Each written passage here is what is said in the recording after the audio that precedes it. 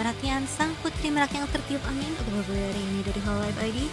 Attention please, I'm Reine from holoID ID Generation 2. Minasan mo genyo, watashi hololive Indonesia Nixie Pavolia Reine to moshimasu no Igo. Amishiro yo. Hi, everybody, and welcome. Also, it's nighttime. Boom. It's nighttime. Welcome to Reine's stream, and we are back with the Ace Attorney Investigations collection, in which we're playing this episode. Actually, how are you guys doing? I hope you guys are doing great in this Saturday night. Last time we have finally finished case 2, which felt really long because, you know, there was this one stream where I was just like not feeling good, and there was this I had a little break, but now we are happy to announce that we are back and we finished case 2, and that means we're ready for case 3. Yo, I'm just trying to put on this jacket. Why is it so hard? Okay, here we go. We solved the case from 1 year ago. That is true. Okay. Time for a peek. Best third case in the series, and it's not really close. Oh, really? How does it feel to leave the jail? Nice, I guess. Finally, it took, I don't know, it felt like it was so long. Yeah, but okay. The next case felt pretty long too, but it's got a very interesting premise. Okay, well, I'm curious. Did you guys eat anything before the stream started? I ate some shawarma, but they didn't taste good. I'm so sad. I need like shawarma recommendations. I wanted to eat, and it was like kind of underwhelming temp-wise, and I don't know, it was like kind of soggy and weird. I don't know. I don't think that I don't like shawarma. I just feel like that particular shawarma isn't good. Like, you know, there's like the ingredients, like the onions and everything, you know. I feel like fresh, it would taste good, but it's just like because it's just like kind of an awkward temperature, and it's like soggy and weird. I don't know, I didn't like it. Yes, can be a hit and miss. Maybe, yeah. Maybe just like, maybe if I ordered it like fresh at that place and not like order for delivery, maybe it'll taste good. I don't know. It's kind of disappointing, but I guess it could have been worse. At least it was okay. Might be better in a restaurant. Yeah, it's like maybe it's like just one of those dishes that tastes better. That's not meant for delivery. Alright then, let us start.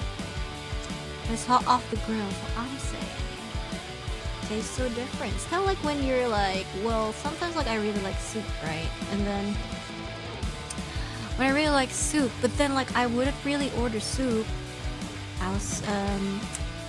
for delivery because it tastes different. It's just like, nah, you know? It's a pain. Maybe if you reheat it and everything, like maybe it could taste good again, but it's just like, nah. You know what I'm saying? It's just, I don't know, not my thing. But okay, let us just move here. Okay. Thank you. Voice kinda quiet? I think so. Hold on, give me a sec. There we go. I'm sorry, I'm just like very soft-spoken today. Do you not reheat delivery food? Sometimes I really can't be bothered. Okay, this is the next case. Turnabout Legacy.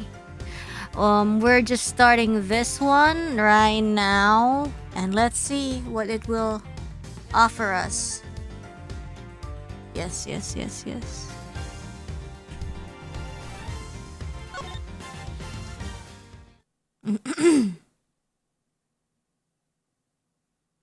Episode 3, Turnabout Legacy. Oh, cake extravaganza? What shall we make today, kid? Samson and Judy's Bake and Bake. Yeah? Macarons, waffles with cream, chiffon cakes that are light as a dream. Laugh and sing, smile, it's true. All that sweetness waiting for you. Look there, what we're over there. the oven's got something special to share. Ping! Now let's see what we've got for you. It's cooking time. Are you ready to make something special together? Okay.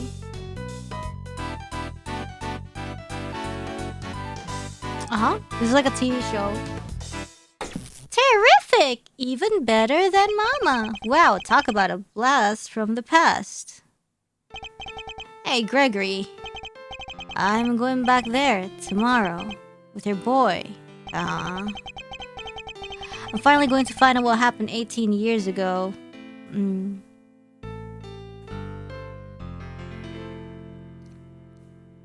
then? Okay.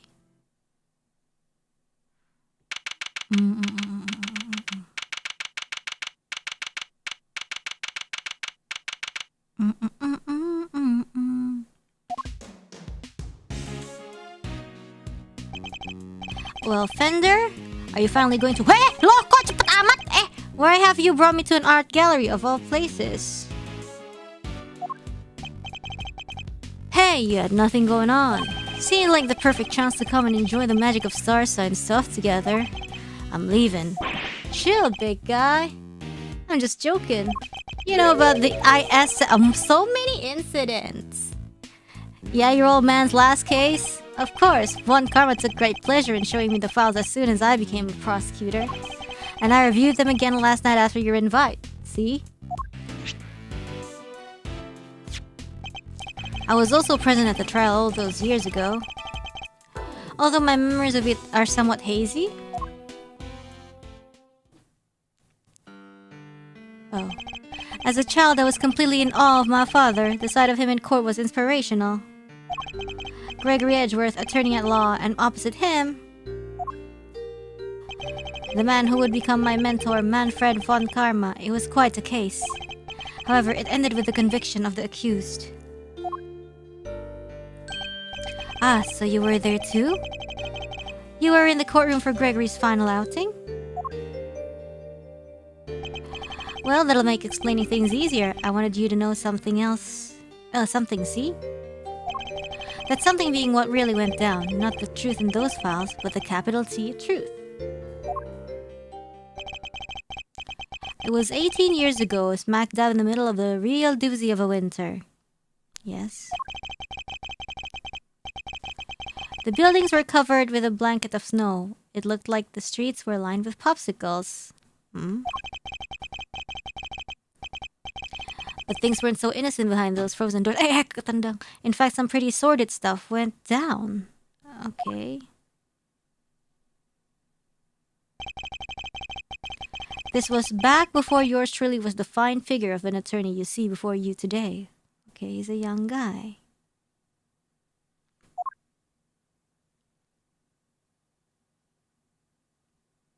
"18 years ago.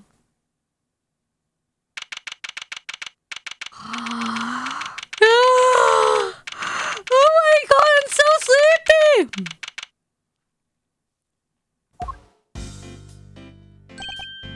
Hey, Mr. E, this one really came out of the blue, huh?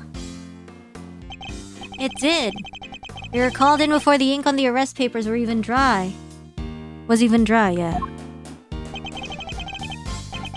My name is Gregory Edgeworth. I'm a defense attorney. I'm here visiting a client with my assistant, Eddie Fender. His name. A murder on Christmas Eve? Hey! What's the world coming to?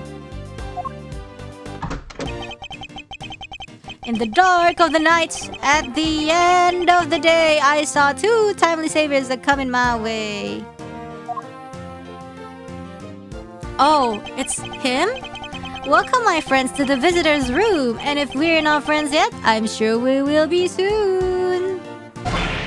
Whoa, talk about an entrance. I was not expecting that. Why is he so scared? Neither was I. Sorry if I surprised you. I'm just so happy to see you both.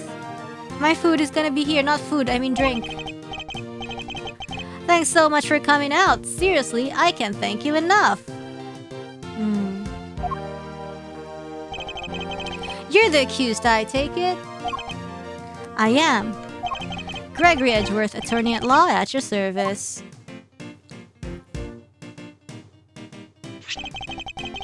I look forward to representing you. What did you order? It's just coffee because I'm really sleepy. This is my assistant, Eddie Fender. Pleased to meet you, sir. Oh, he's so timid. I'll do everything I can to help. It's just like baby Feeny, remember? Come now, Edward. Calm down, please. You'll have to forgive him. He's still new to this. He's been helping me out part-time, but he's far from fully fledged lawyer material yet. Nonetheless, I'm hoping he'll be of some assistance in investigating the particulars of this case. Gregory and Eddie, it's an honor to meet you both. My job as a defense attorney is to save my clients from wrongful convictions.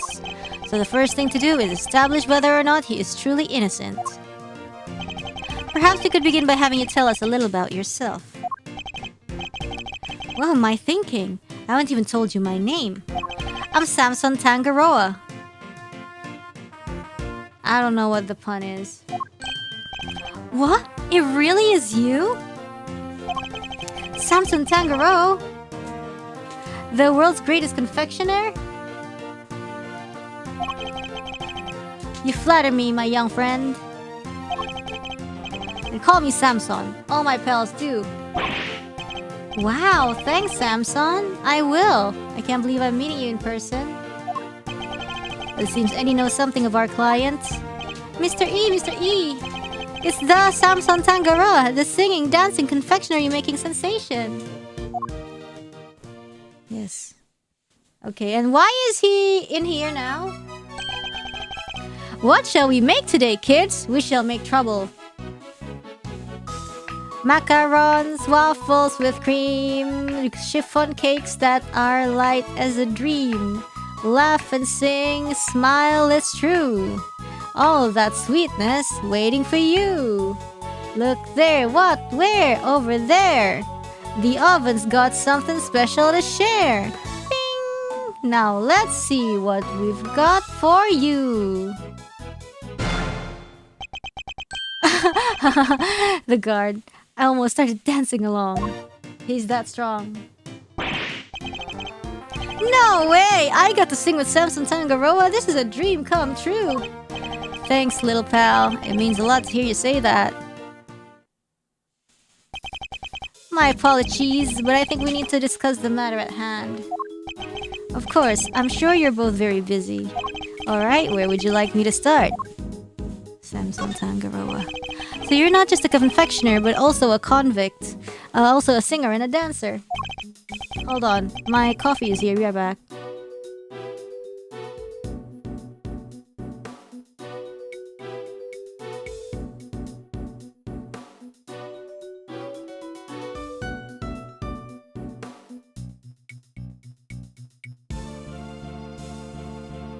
Okay guys, hold on. Yeah, I've been ordering my coffee since like way earlier. What the hell? I'm gonna tuangin this whatever. I didn't know they separate this stuff when I order it for delivery.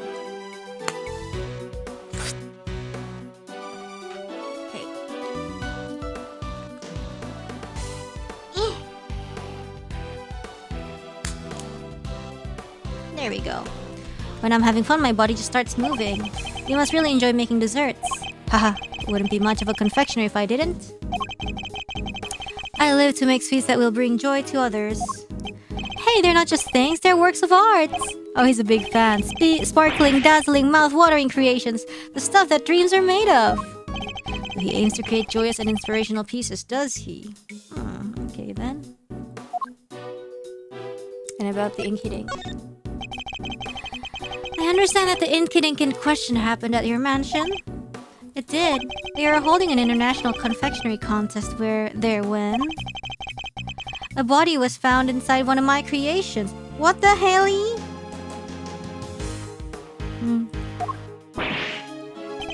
Inside one of your... No way! How? How? Ew, that's also kind of disgusting, but how? The detective in charge placed me under arrest because of it, and now here I am. That's kind of insane, though. Ugh, all that contamination. But I could never take a life, ever. I'm sure the police will see that too in time. They'll realize their mistake, or will they? I sure hope so. And what can you tell us about the victim? His name is Artie Frost. He was taking part in the contest. Mr. Frost was a wonderful confectioner. His creations were things of real beauty. I just don't understand. Why did he have to die? Because of jealousy. Somebody jealous. I'm sorry. He seems genuinely upset over the victim's death. I think I have a pretty good measure of the man now. Mr. Tangaroa, there's just one last thing I need to confirm with you. You didn't kill Mr. Frost, correct? Correct. I swear to you I didn't do it. Like I told you, I could never take a life. Never. He seems quite sincere. Alright, I'm going to take you at your word. Thank you for being so forthright with me. Likewise, it's good to talk to somebody other than those detectives. Those detectives! We'll head to the scene of the crime and see what we can learn. We'll be in touch when we have something more to tell you. Goodbye, Gregory. Goodbye, Eddie. I'm counting on you both. Yay. Okay. Yeah, guys. Today, I'm just very soft-spoken. I think it's because I use my energy for agree. Oh, December 24th? Christmas Eve? Brrr, it's pretty cold out there, huh, Mr. E? I never saw so much snow. Yes, and it doesn't seem like it will be letting up anytime soon. So just look at this place. What a sweet house Samson's got. It's huge. Yes, big enough to hold an international confectionery contest, no less. Welcome, welcome, everyone. Come on in. We'll have us some fun. Oh no! What? Are you alright? I'm sorry. Would you happen to be Mr. Gregory Edgeworth by any chance? I would. It's a pleasure to meet you. I thought... Oh, those are like... cups and stuff. I thought they were like sweets. I was like, that one looks yummy. I'm Eddie Fender, Mr. Edgeworth's assistant. Mr. Edgeworth, Mr. Fender, welcome to our humble abode. Judy Bound. It's an honor to meet you both. I'm the housekeeper here. I'm Mr. Tangaroa's assistant. You're no housekeeper, you're Judy Bound, the Judy Bound. You know a little something of my work. A little? I watch you on TV every chance I get. I'm Bacon Bop's biggest fan.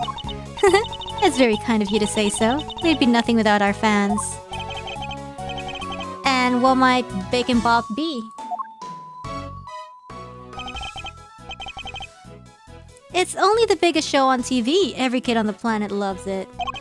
The dynamic duo of Samson and Judy make delicious sweet stuff, all while singing and dancing. Like this. Check it out. Oh, song again. What should we make today, kids? Cookie dough, caramel too, fluffy shoe cream, tiramisu. Everyone, come along. Bacon treats with a smile and a song. There, ooh, where, who, there, it's true. The oven's got something special for you. Bing! Just take a bite and you will see. That's like the second verse of the song. That was a wonderful performance, Mr. Fender. Bravo. I dance along every time I watch the show. Perhaps Miles might enjoy it too. I'll suggest it later. But all this dancing really takes it out of a guy. Oh, I'm so sorry. I'm the world's worst hostess. Here, nothing relaxes the body and mind quite like a cup of tea.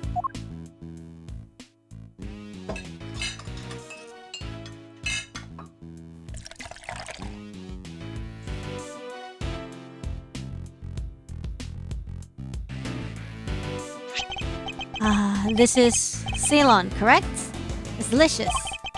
Its citrus aroma is said to improve one's ability to concentrate, as I recall. Really? I need that. Instead of coffee, maybe I should start drinking Ceylon tea.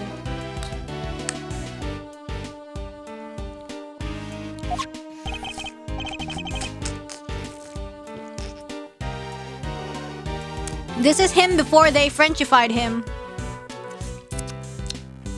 So this is what Ceylon tea tastes like, huh? How odd. The saucer's cold. Yes, it's so that the tea cools down more quickly, I'm afraid. Some of our guests don't like it too hot.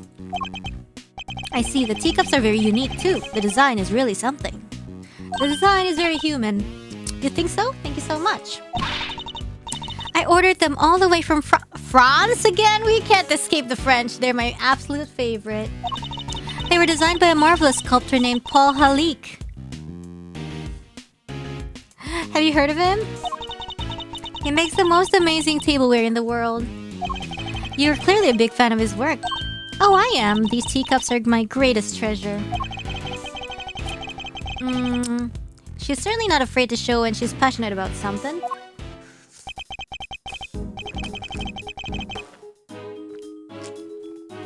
If you don't mind, Miss Bound, I'd like to move on to the reason we're here. Can you tell us everything you know about the unfortunate incident that occurred earlier? Of course. I'm sorry for getting so distracted. I guess I'm still in shock. Because I'm the one who found the body, you see. Yeah. You discovered the victim? Is it true that the body was recovered from inside one of Mr. Tangaroa's creations? It is. We were in the middle of the contest's final judgment phase when I heard the sound of something big collapsing coming from Samson's room. Uh-oh. Samson? Are you in here?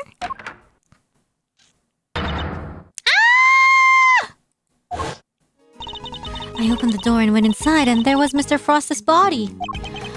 Thank you. I'm sorry to make you relive such a traumatic experience. Think nothing of it, please. I only wish I had more to tell you.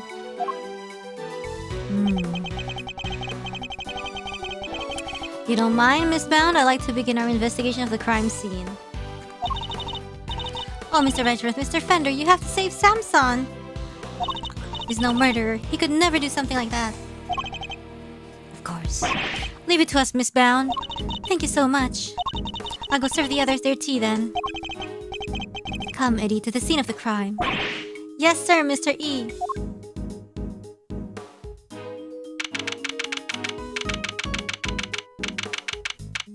Okay. Huh. Ooh, this was so good too. Dead man's chest. Oh, wait, what? It's Blade. What the hell? Detective Bad. Detective Bad. Was it bad? Yeah. Detective Bad. No way, everything in this room's made out of chocolate. I can't believe I'm getting to see so many Samson's creations as up close and personal. Yeah, because I remember, because Bad, he's bad, supposedly. I might be more excited myself if the room was a murder scene. Just hearing you say that sends a shiver down my spine. That might just be the temperature in here. It's rather cold. Yeah, now that you mention it, it is pretty chill.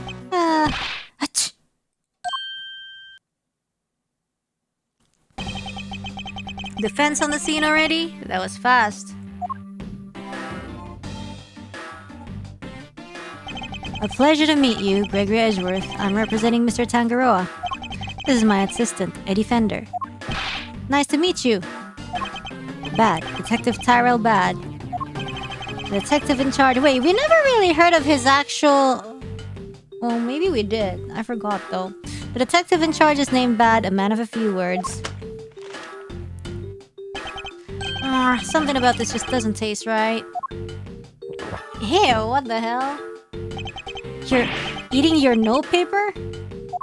He likes to chew over his thoughts rather than literally, I'm afraid. It helps him to digest and remember them. What? It's a little quirk of his. Please try to ignore it. Although I'd be the first to admit that's easier said than done. With introductions out of the way, Detective Bad, would you mind if we joined you in investigating the scene? Sorry, not gonna happen. Why? What? How come? Mr. Edgeworth is Mr. Tangaroa's attorney.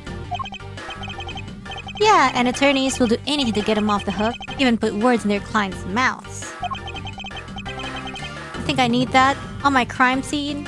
Wait, guys, did I play Connections today? Mr. Edgeworth would never do something like that. I don't trust attorneys. Okay, kid? Shoot! I haven't played! Detective, you established my client's supposed guilt based on investigations on the crime scene, correct? Frick, guys! Oh my god! I haven't played today. If I wait until stream ends, it's gonna be a new day. That's usually how it works, yeah? What of it? Wait. I know one. I got one. Well, that's usually how it works, yeah? What of it? Then extend me the same courtesy. I believe he is innocent and I would like the chance to prove it.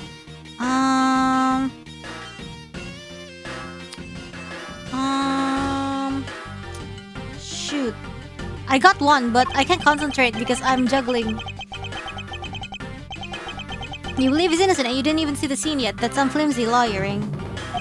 That's exactly why I wish to see the scene for myself. I need to ensure that my belief is based on solid evidence and sound reasoning. You about to tell me you're not leaving until I let you look over the scene? I am. Was it the anagrams? Yep. Knock yourselves out. Thank you, detective. Are you still doing Wordle? I still am doing Wordle. But I'm coming around with you, like I said, I don't trust attorneys. Wait, let's do Wordle first. That's easier to do. Like I said, I don't trust attorneys. If you are good with that, go ahead and get to it. That was a lollipop this whole time? Yeah, that fooled us too, yeah? I must admit, I didn't see that coming either. Oh, okay. Yeah, I forgot to play Wordle today. Usually I play it when it hits like 12, but I don't know what I was doing yesterday. Agree? We better get started then. We'll need you to take notes, Eddie. Oh, and on it, Mr. E. Let's get this over with. Okay. Okay, let's play Wordle. Wait.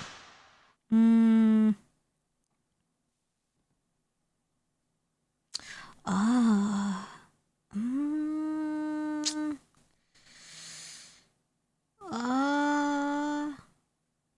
待って。ちょっと待って。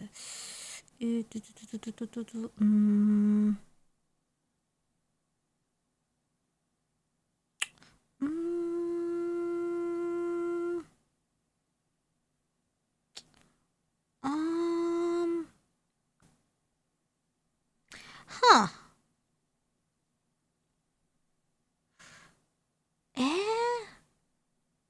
Yeah. I got the first two and I got 2 yellows, but I'm not...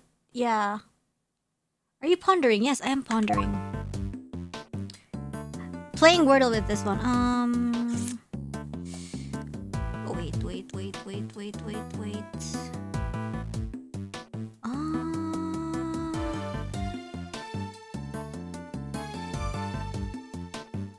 I think I know. Hold on. Uso!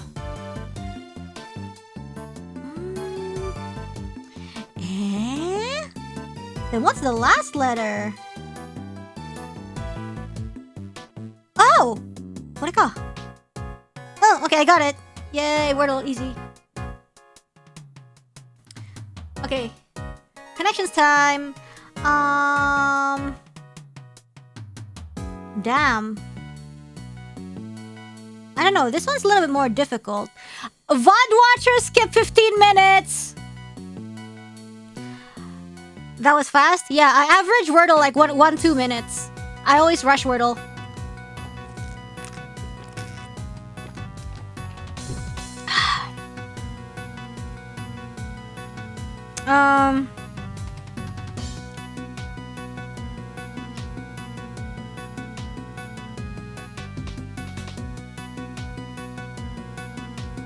あらま。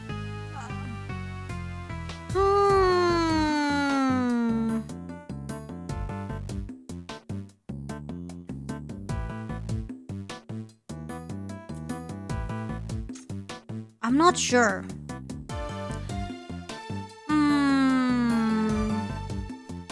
Skip 15 minutes, but just get ready to unskip 5-10 minutes. Then on both of them, you got this? I'm not sure.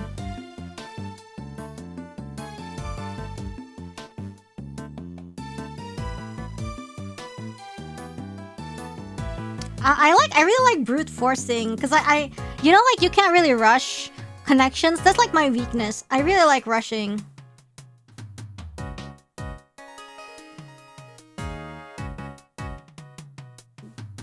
And that's not good for connections.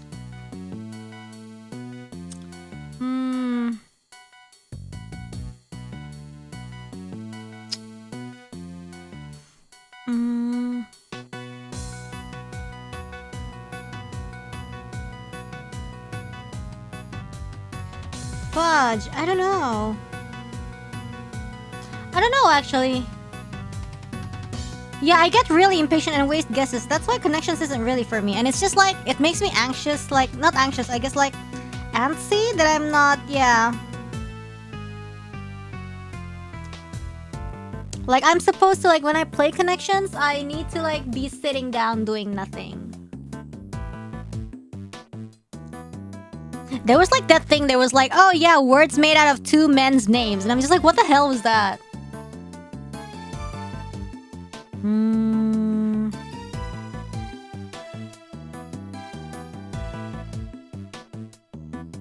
Fuck, one away already.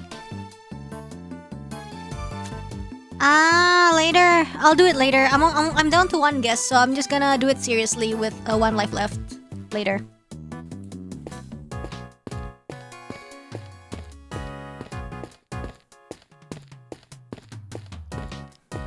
Yeah, I always do it. My connection streak is always like, it looks so ugly because like I just brute force everything and then I realize, oh okay, one life left, time to do it seriously. There's always a troll category. Yeah. The anagrams one was really easy, but like the rest, I still don't see it, like, you know, upon first glance. Today's connection freaking annoying, really.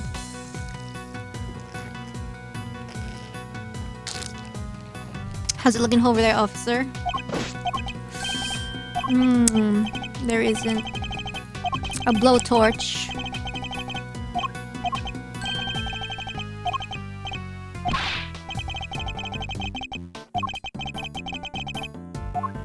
Okay, let me just check out the body first. The lack of body, I guess. Voyage of the Red Rover. This is where the body was discovered. Yeah, they took it away already, but everything else is just how we found it. What is this? It appears the body was inside the treasure chest. Yeah, woman by the name of Bound found it. Samson, are you in here?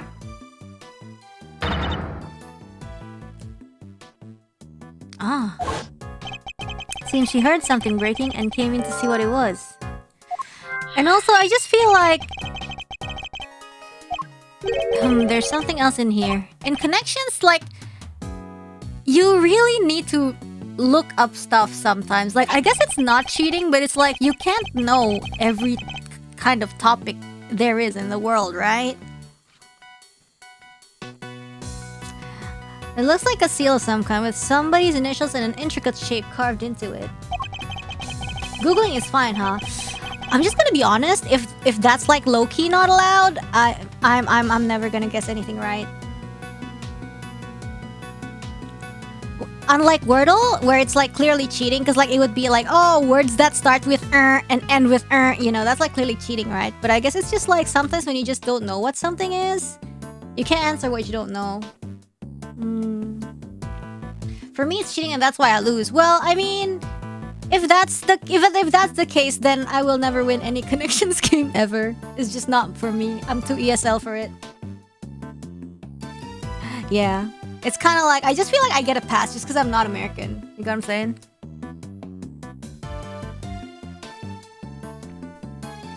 if we're making those fancy wax things on documents. Do you think it belonged to the victim? No idea. But it's gonna get logged anyway, so I'll take that.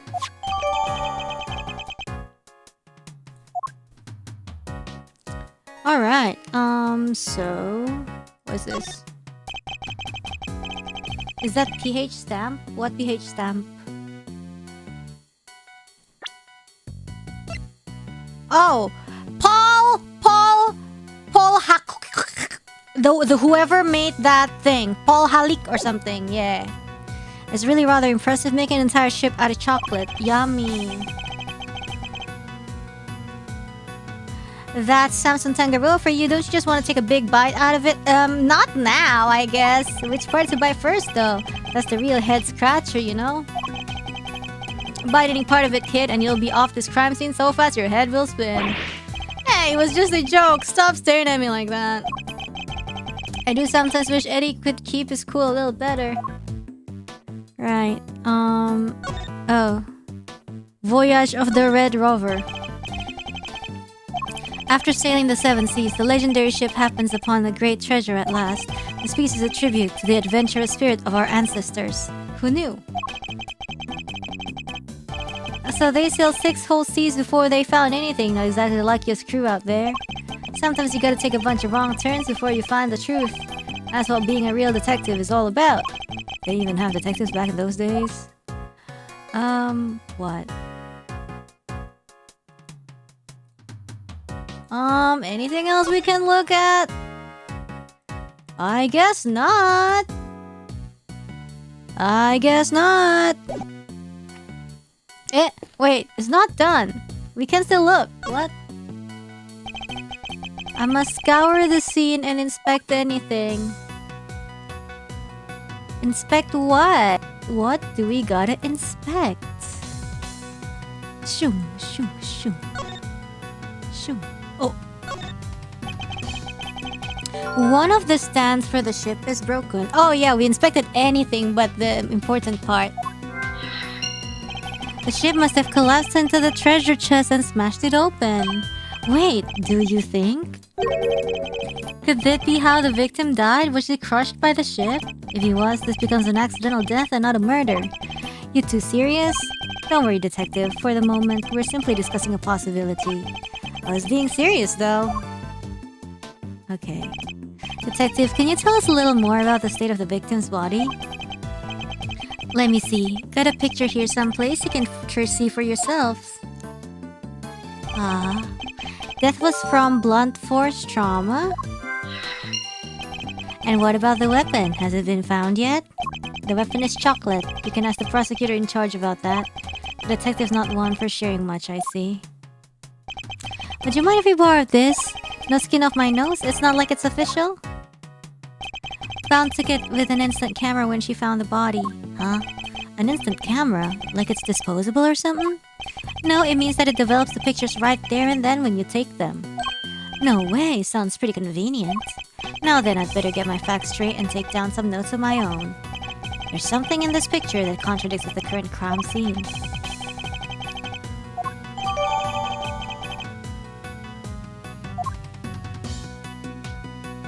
What?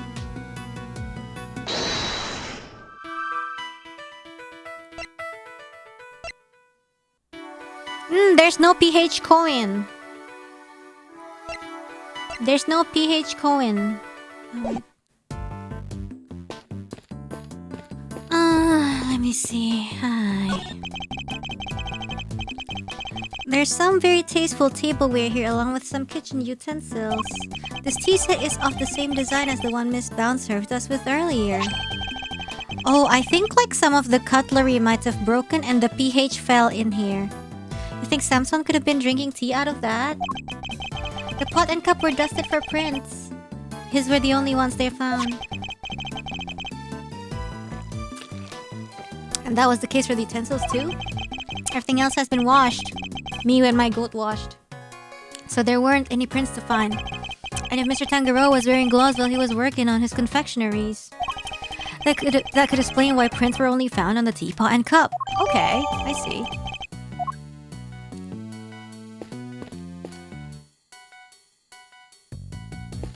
Anything in the fridge? A well-equipped kitchen, as one might expect. Hi. Sadly,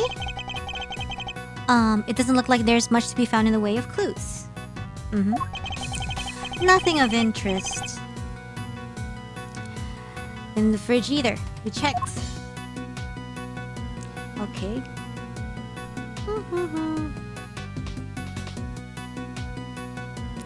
And then... a diary of despair? Despair? Is that so? Hold on.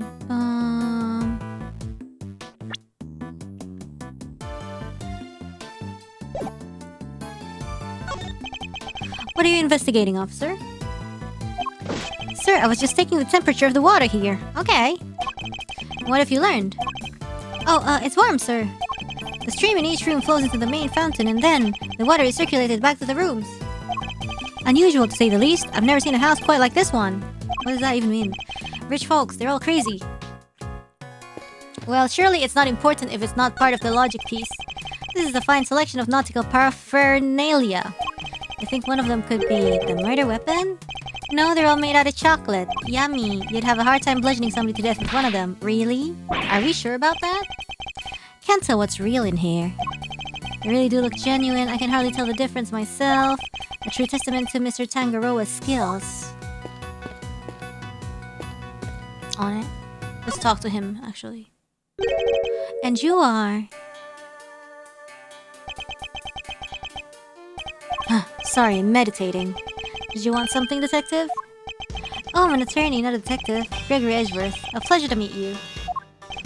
I'm him, and I'm his assistant, Eddie Fender. I see, name's Carmelo Gusto. I'm a confectioner, here for the contest. You are? What's your specialty, Mr. Gusto?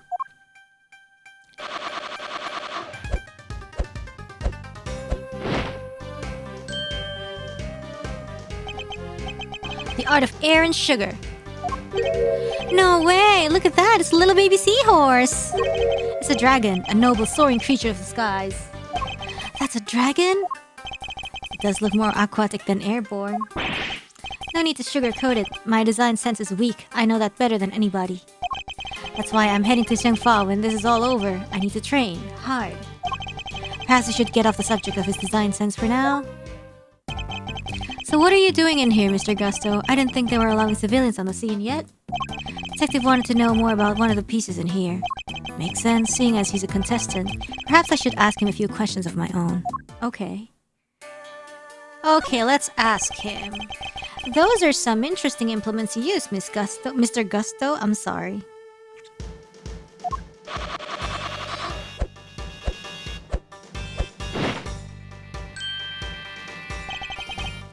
Sugar blowing pumps. They put air into the sugar. They're so cool, it's like watching a swords master do his thing. I'm no master, not a day goes by that I don't hurt myself one way or another. That's why I wear red, that way it doesn't matter when I make a mess. The way of the confectioner is a lonely one, you never stop learning, not until you die. The way of the confectioner sounds like a long one too, if he's still enduring himself on a daily basis. What can you tell us about the contest? Based on what we've seen so far, flavor doesn't seem to be the only criteria at play. The contest was Tangaroa's idea, it's about art, confectionery as art. Confectionery as art? Arts you can eat, every part of it. Every single item in this room is edible. Huh? Every single item? The whole place does kind of smell like chocolate. Tangaroa is a genius, a once-in-a-generation talent. Flavor and flair, he has it all. And if you can't outdo the god of confections himself, you can't win. I don't know, man. Beating out the greatest in the world seems kinda hard, yeah? As it should be, whoever beats him becomes the greatest in turn. That's the real prize here, nothing else matters. So you're competing for a title, effectively? And the treasure, the ultimate cookbook, Tangaroa's most prized possession. If you want to know more, it's all written down here. Huh? It's a list of rules that was given out to contestants. Oh. Sorry, I don't know much about what happened. I only heard about it after the judging was over. How was the judging organized? It started at 3 p.m. Tanjiro began making the rounds right around then. He left his own room, then worked his way around the venue clockwise. Okay. My creations were the first to be judged. After that, he went to Scone's room. She's another one of the contestants. What can you tell us about her? Hold on. Ruthless, brutal, there's nothing she wouldn't do to win. She was working with Cream, some kind of dreamscape. Okay. Then last of all, Frost's room. His thing was flavored ice. Sculptures this time or so, I heard. Bound found the body, while Tanjiro was still making the rounds. She panicked, ran to call the cops.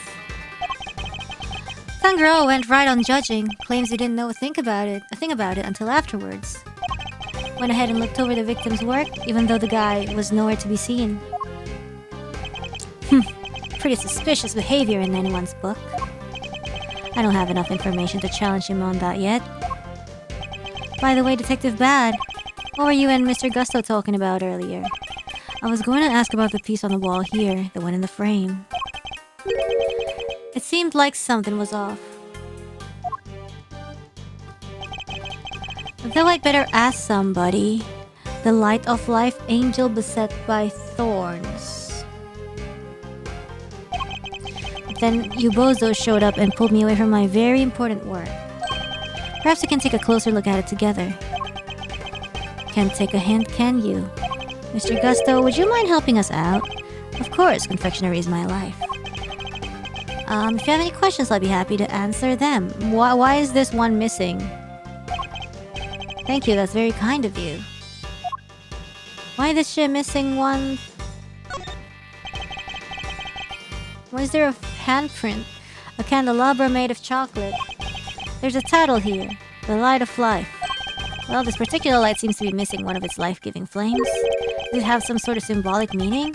Or could it be somebody ate it? Are these finger marks? Yeah, but we don't know whose yet. Still haven't figured it out. No fingerprints, no ID. Finger marks without prints. They could certainly be important to the case. It's a real head scratcher, alright. Not really. I'm guessing whoever it was wore gloves. Aw, where's your sense of romance, of adventure? There doesn't tend to be much of either a crime scene at a crime scene, Eddie. This too? Who knew you could make a picture this pretty out of chocolate? Something really is good among men. Is it really made of chocolate though? It looks far too much like a regular illustration to me. You have a good eye. I'm impressed. That's no piece of candy. That's the ultimate cookbook. The ultimate cookbook. In other words, the grand prize. What? This is not made of chocolate after all? The book is simply unframed in some. Tanjiro showed it to all of us when he gathered us here to explain the rules. So the participants knew that the grand prize was in this room the whole time. Anyways, you see it too, right? The frame. Something's missing. The oddity Detective Bad was gonna ask Mr. Gusto about earlier. Yep. You're right, Detective. Something is missing from this frame. So it's not just me. Huh? What's missing? I'd better show Eddie which part of the frame is missing some chocolate. Ya ini kocak. Take that! Look at the decorative work in the corner here. Something's missing, no? Oh yeah, it's different from the other side. That's not like Tanjiro. The balance is all wrong. But that's not all. Take a look around. Huh? What's around? Every confection in this room is missing some small bit. What's the intention for it? What's the intention? You're right. The candle holder, the nautical stuff, they're all like that. Oh. Okay. Did somebody deliberately damage them? What is it? What's going on? That's a very good question. Or did Tanjiro just want it to look like somebody messed with his work? Somebody was hungry. He'd never do that to his own creations. Never. Could this have some deeper meaning for the case? Are you alright, Eddie? Yeah, but it sure is chilly in here. Yeah. He keeps saying that it's chilly. Maybe it could be important. That's too meta, though. I'm not gonna think about that. But it's even colder in here. Would you like to borrow my jacket? No, I'm fine. And besides, you said you'd give it to me when I finally got my attorney's badge. Aw, that's sweet. Huh, I did, didn't I? And then he had to die. Why do they have the heat down so low? Chocolate needs to be kept at the right temperature. Take a look behind that panel on the wall. What panel? 59F. Look at that, it was here this whole time. There's one in each of the contest Tanjiro hid them so they wouldn't spoil the aesthetic of our works. And what do the controls do? They control the volume. It goes all the way down to minus 22 degrees Fahrenheit, cold enough to keep any confectionery from melting. So in effect, each room is a giant freezer. It's 59 degrees in here, no wonder I'm cold. Hey, Detective Bad, you mind if we turn it up a little? Preservation of the crime scene is the foundation of detective work. But I'm not a detective! Oh my god, he's so annoying. The same goes for attorneys, Eddie. We must never disturb the scene of a crime. Get used to the cold. It's all part of your training. Chocolate needs to be kept between 59 and 65 degrees. There's no way around it. You know the temperatures by heart, huh? Guess it is your job. It's the very least I should know. Any real confectioner should be able to tell you that and more. Alright, what about lollipops? And cream? If it's not too hot or too humid, a lollipop should be fine just about anywhere. Cream needs to be kept at around 50 degrees. Oh, this is important. Need to watch out for heat and humidity, huh? Duly noted. Detective Bad kind of brightened up when he was talking about lollipops, didn't he? I suppose he must be very fond of them. I don't believe there is any more to be found here. Right. Okay, let's exit then. Can we do some logic puzzles then? Sound of something breaking. Broken stand.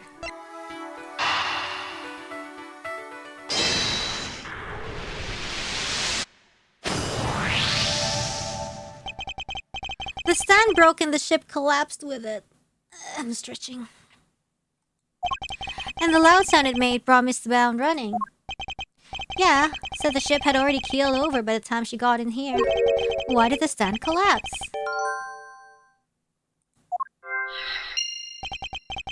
Maybe the whole thing was off balance from the get-go. No. Could that really have been the case? I don't think so.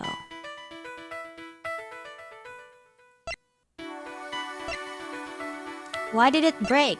Blunt force trauma. Just doing whatever, man. Oh no, whatever. Fine! Scamp brute force, yes, we are a little hasty.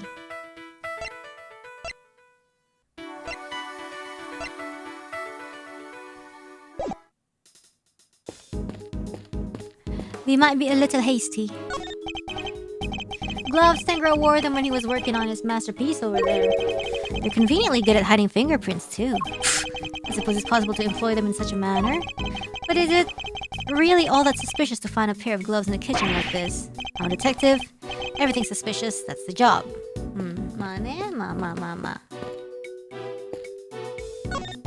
The Red Rover and the Crimson Tide. It looks like this title is the inspiration for everything on display here in this room. The ship and their treasure chest, of course, but also all the other nautical objects on display.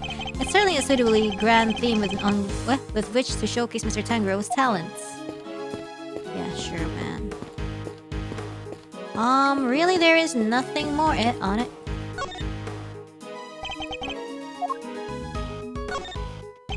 These controls can be used to adjust the room's temperature and lighting. Red, yellow, green, dark blue, light blue, white. That's a huge range. Temperature set to 59 degrees, light color set to white. The pieces in here are made of chocolate. That's why. White light makes them look better. Mr. Tanjiro must see the room itself as part of his carefully crafted creations. Okay, I think we go here. Shoot. Oh, whatever. I don't really need to investigate that. Oh, thank you so much for the super chat. Do we have nobody? Do we just brute force this logic puzzle? Because, like, literally, I don't know what to do.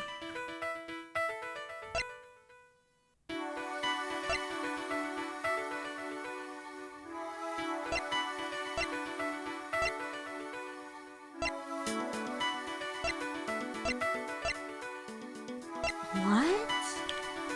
We don't really have anything, but I think we're really done. Did it break because everything was damaged? That does not make sense. Like, I mean, where's the logic in that? Like, I don't know what the game wants me to say. Fire alarm. Might as well try. I guess so. There's nothing else we can click, and I don't think there's any more logic piece we can do. Why doesn't it make sense? It's just in my head. It's just in my head that it doesn't make sense. Like,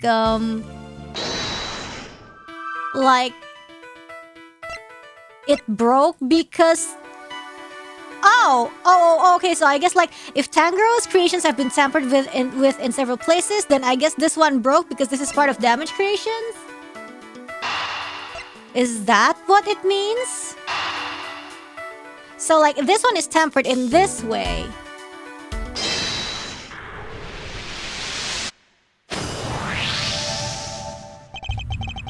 Yo, what the helly?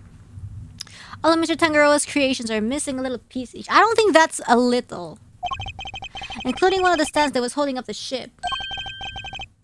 Somebody really went all out. Do you think it could have been the killer? It's certainly a possibility. Either way, I think we can safely say the stand was damaged in our mystery person's tampering spree. Really? And when it broke, the ship fell and smashed open the treasure chest, which would have remained closed otherwise. Like Kinder Joy, you know? What's inside? What's inside the egg? What's inside the chest? Uh-oh, it's a dead man's chest.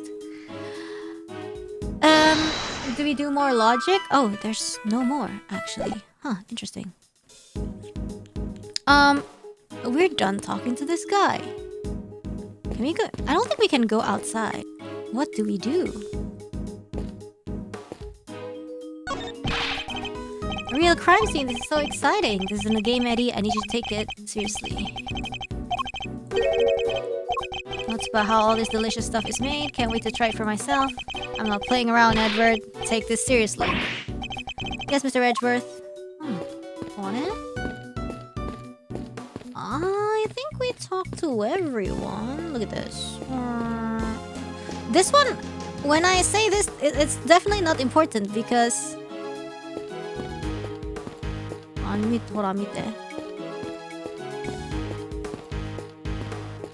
Look at this.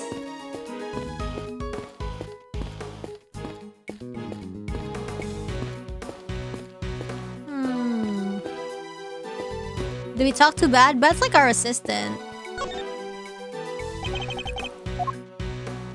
Oh yeah? I wonder what we can do. Not this though, this is definitely wrong. I'm just like reading while I'm thinking. Simply captivating.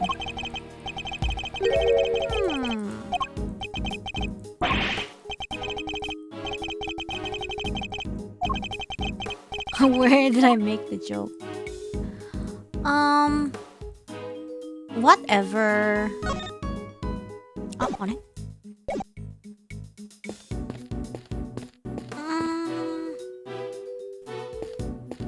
There's nothing new.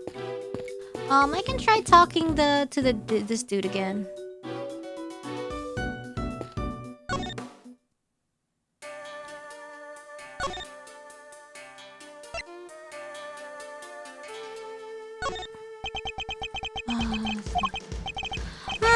Wait, I just... Oh, shit. Oops. Sorry, my phone almost fell.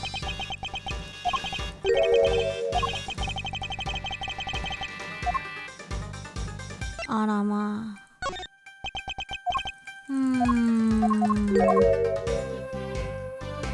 Ah, ちょっと待って。Can we...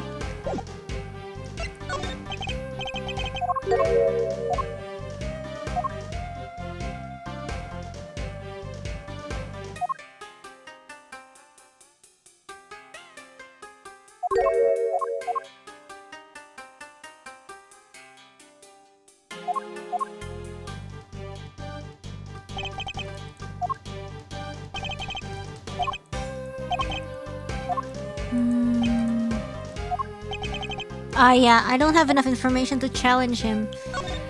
Challenge bad yet. Oh. I don't know. There's nothing more to be found here, but like, I don't know what to do. This looks delicious. See how he crossed the sea and rode the red tide to misery. Quite a jaunty rhyme for such a tragic sounding tale. Dude, I don't know.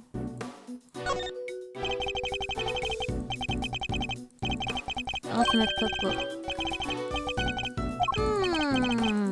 We need one more logic piece, but where? Where is it? I'm kind of stumped.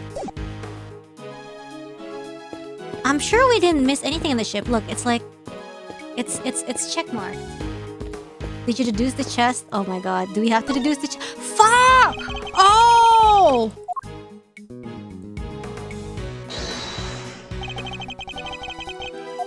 That was it.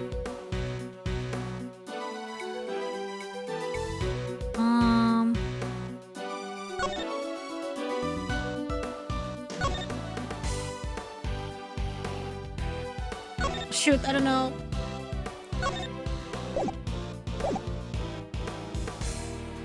Wait, what? What? Shoot, what did...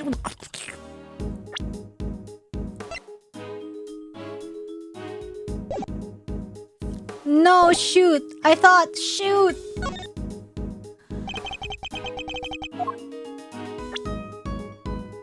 Oh, the part with the blood was removed?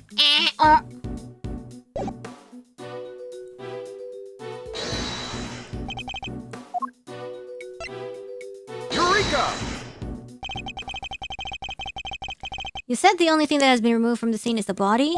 Yeah, that and the piece of cloth it was wrapped in. And something here doesn't quite add up. Doesn't? Take another look at the scene. Oh, yeah. Now I see. Someone said the check mark's misleading. Damn, okay. A very conspicuous pool of blood that should be here is clearly missing. You're right. Don't remember anybody mentioning they removed the blood along with the body. Let me check with forensics. What is it, Mr. E? What did you figure out? Compare the treasure chest in the photograph to the real thing. Okay. In the picture, the solid chocolate bottom continues underneath the deceased head. And yet, that part of the chest is now gone. The part with blood all over it. Yeah, exactly. Oh, so did the police remove it? Or perhaps the killer?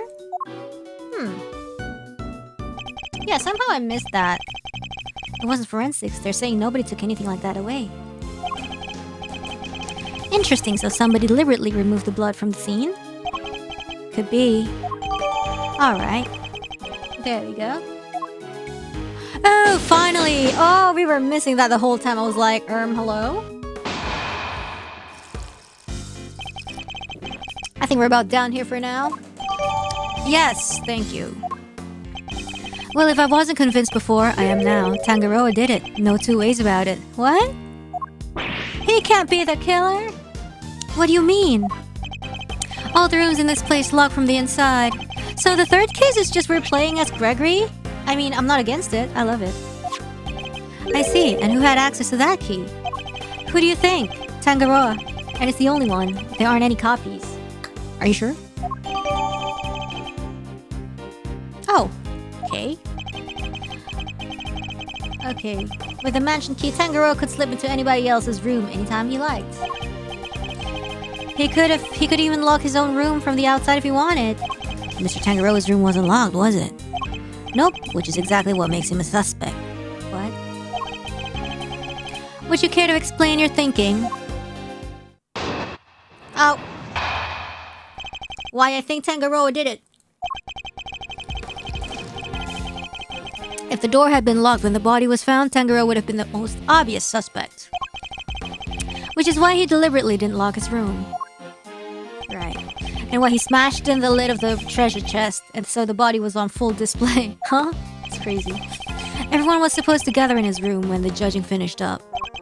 So he made it look like the murder happened when he wasn't there. I am not registering whatever thing he said. The one thing he didn't plan on was Bound finding the body. Okay. Anyway, that's my thinking on this whole thing. Good enough for you, Mr. Attorney? Do you also believe it was Mr. Tangaroa who damaged the other pieces in this room? Maybe he got hungry. I know you have to believe your client. That's your job. But I'm a detective, and I serve the law. Oh yeah? And no matter how squeaky clean somebody might seem, a suspect is still a suspect. Well, fair enough. Just like his job, literally. I fully understand your reasoning, detective. Now, would you mind if I applied a little critical thinking of my own? Wow. Brain wars. Do your worst. Just as the detective won't compromise his devotion to the law, I won't compromise my beliefs either. And I'm not about to just accept his version of events. In fact, I'm going to show him the piece of evidence that highlights the contradiction in his claims. I'm like, what evidence again? Bluff till you make it. If the door had been locked when the body was found, Hanamaru would have been the suspect. He deliberately didn't lock his room, and when he smashed the lid of the treasure chest so the body was on full display. Sorry? Sorry, what? Hold on, does it say anything? Notes about the crime scene. The lid was closed until the ship collapsed. Ship collapsed, right? So he didn't smash it. Yes. Objection! We've established that the body was hidden inside the chest, and that Miss Bound only came running into this room when she heard a sound. It seems reasonable to infer that the sound was that of the chocolate boat collapsing. Sure, she seems likely, based on the evidence. And yet you assert that it was Mr. Tangaroa who had smashed the lid of the chest. I believe this photo makes it clear that it was the ship that did the smashing. Smash. Or pass. And if that had occurred only moments before Miss Bound had entered the room, then it couldn't have been broken by Mr. Tangaroa, who was out judging the contest at the time. I never said he did it then and there. He could have done something to the stand, so it would collapse when he was in the middle of judging. Oh, like timed, you know, like he set the temperature to super hot, so eventually it'll melt and, you know, something timed. Objection! Have you any way of proving that assertion? Nope, but the investigation isn't over yet. There's still time. But then the other things will melt as well, so he doesn't have anything conclusive. Have you found any prints in this room beside those of Mr. Tangaroa? Yep, on the door. But we found Tangaroa's and Frost's prints on there too. We were all brought in here for a briefing right before we started work on our creations. Those prints are probably from then. I take it you haven't checked any of Mr. Tangaroa's works on for prints yet? Why would... We know that somebody tampered with them.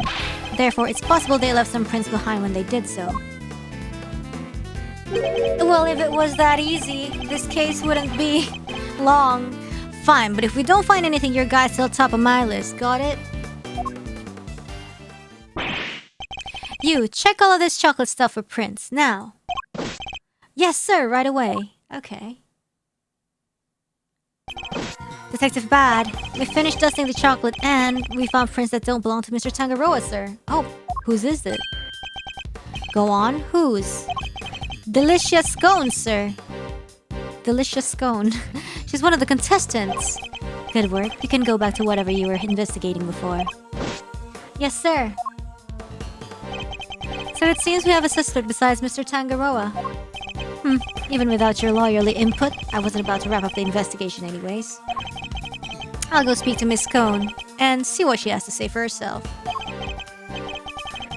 Delicious Scone. Mr. Gusto mentioned her too. She said that she was ruthless, that she'd do anything to win. The Scone lady sounds like a pretty suspicious character, Mr. E. Yes, I think we'd better try to speak with her ourselves as well. Detective Bad, would you mind me accompanied you? ... Babysitting you is not my job. Aww, just like Edgeworth later on. Aw, come on. But I guess you did pick up a couple of useful clues already. So if you want to tag along, look at his jacket. It's all pristine. Be my guest. Thank you, Detective. You're too kind.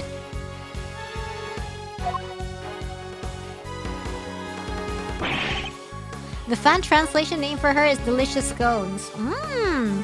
The JP name must have been really close to that then, if like, it's exactly the same. But Detective Bad, sir, I don't think that's such a good idea. The lead prosecutor is still busy in there. Who is the lead prosecutor? Come on. It'll be fine. Me and him don't exactly see eye to eye anyhow. Is it Manfred von Karma? Who is this him? Who did they assign this case to? Manfred von Karma. Yes. What? They gave it to von Karma? He hasn't lost a case in 25 years. Well, not until now. Manfred von Karma, a living legend over at the prosecutor's office. We've never faced one another in the courtroom, but I've heard plenty of stories. They say he'll do anything to ensure a guilty verdict. But I can't let that distract me. For now, I need to only continue to do what I believe is right. Wait. I don't know. Well, let's save. Turnabout legacy. There's always a first to everything, including defeat. Didn't they say in AA1 that he hasn't lost a single case in 40 years? Yeah, that's what I was trying to think about. Like, wait, didn't they say that in the Ace Attorney game? And like, what do you mean? What do you mean like this guy loses? What do you mean father loses? What? Whoa, a candy castle! And look, there are even some little elves to go with it. Hello there! The room's laid out pretty much the same as Tangaroa's. It's not as cold though. That's something. Let's see. Looks like there's temperature control panel in here too. Scone says needs to be at 50 Fahrenheit, right? For cream. Over there where the orange light is, right? We'd better take a closer look at it when we can. It's like a fairy tale storybook in here. And this whipped cream covered construction must be the work of Miss Delicious Scone. That guy said cream must be like between 50 Fahrenheit. Where is Miss Scone? Me? Why? I'm just over here, dearie. Oh my god, she's so cute.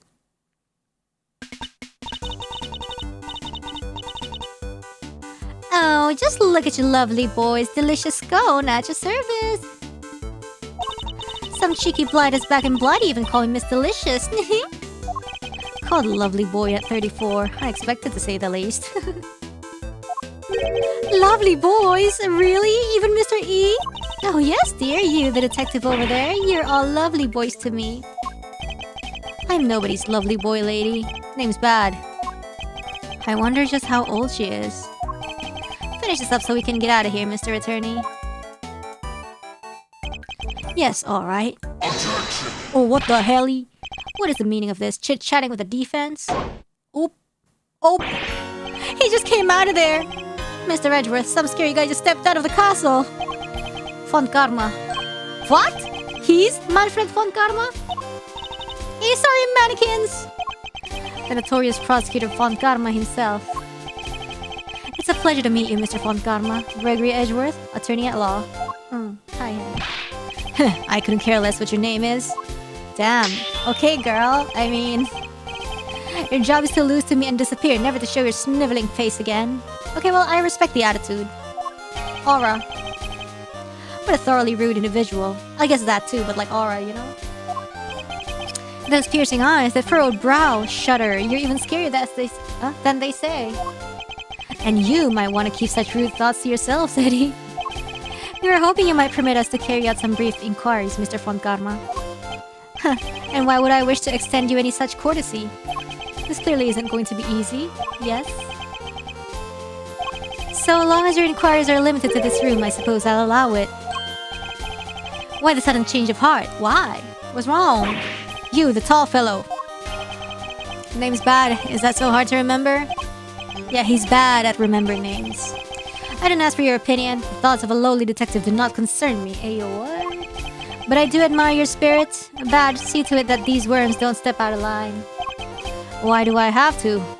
I'm not offering you a choice, detective. I need to go and look over Gusto's room. Good day. Well, everyone was cooking sweets. He was cooking some evidence. You know, like I think like I read somewhere that there's an easy explanation of like, you know, oh, you're cooking and you're cooked, you know.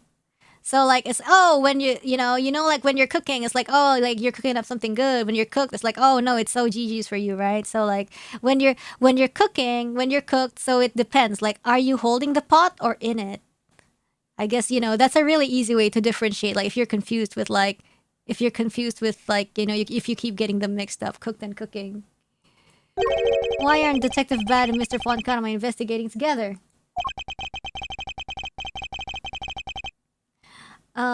They don't seem to know each other well enough for there to be bad blood between them. Just a little fun fact. I guess, yeah, you know. I don't get them mixed up, but like some people might, and that's like a really easy way to explain. Well, looks like we have permission to investigate, guess we better get to it. Indeed, I'm not sure I trust Mr. Fonkarama's motives, but at least we can do that much. Hold up, I haven't been over this room yet either. You're not messing it up before I get my chance. You'll have to wait till I'm done. Huh, but I thought you were the lead detective. How come you didn't take a look at this room yet? Because I wasn't the first one they assigned. One of Karma's pets was on the job before me. Uh-oh, they've been cooking up evidence.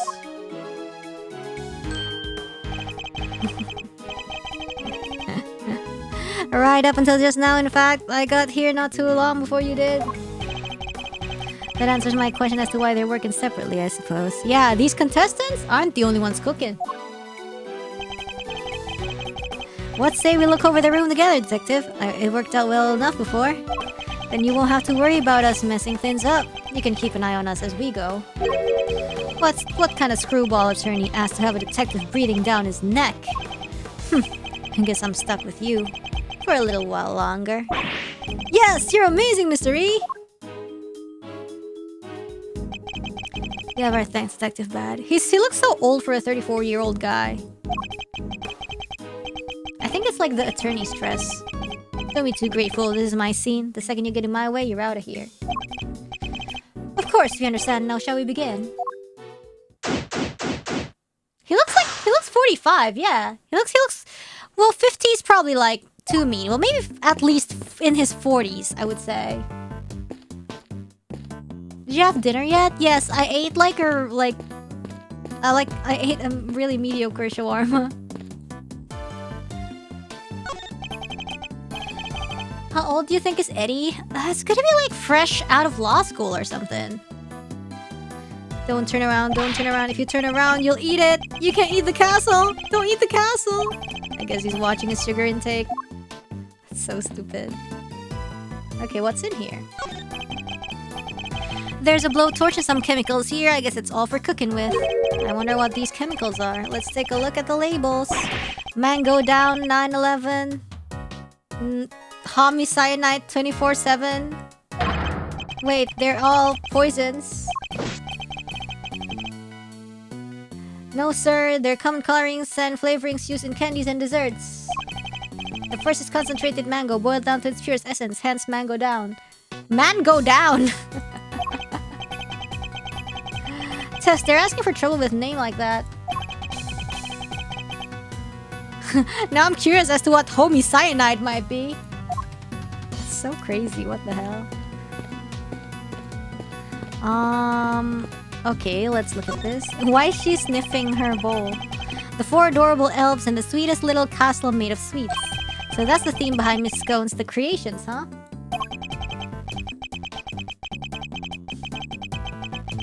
Unlucky for her, things aren't quite as sweet around here as she's trying to make out.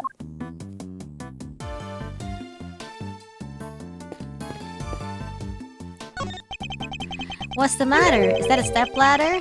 Something weird about a ladder? It's not a ladder, Detective Bad. It's a step ladder. Same difference. Far from it, actually. You'd know if you observed their basic natures more closely. Amazing, Mr. E! I have to remember this for future reference. Classic. Alright, I can talk to her.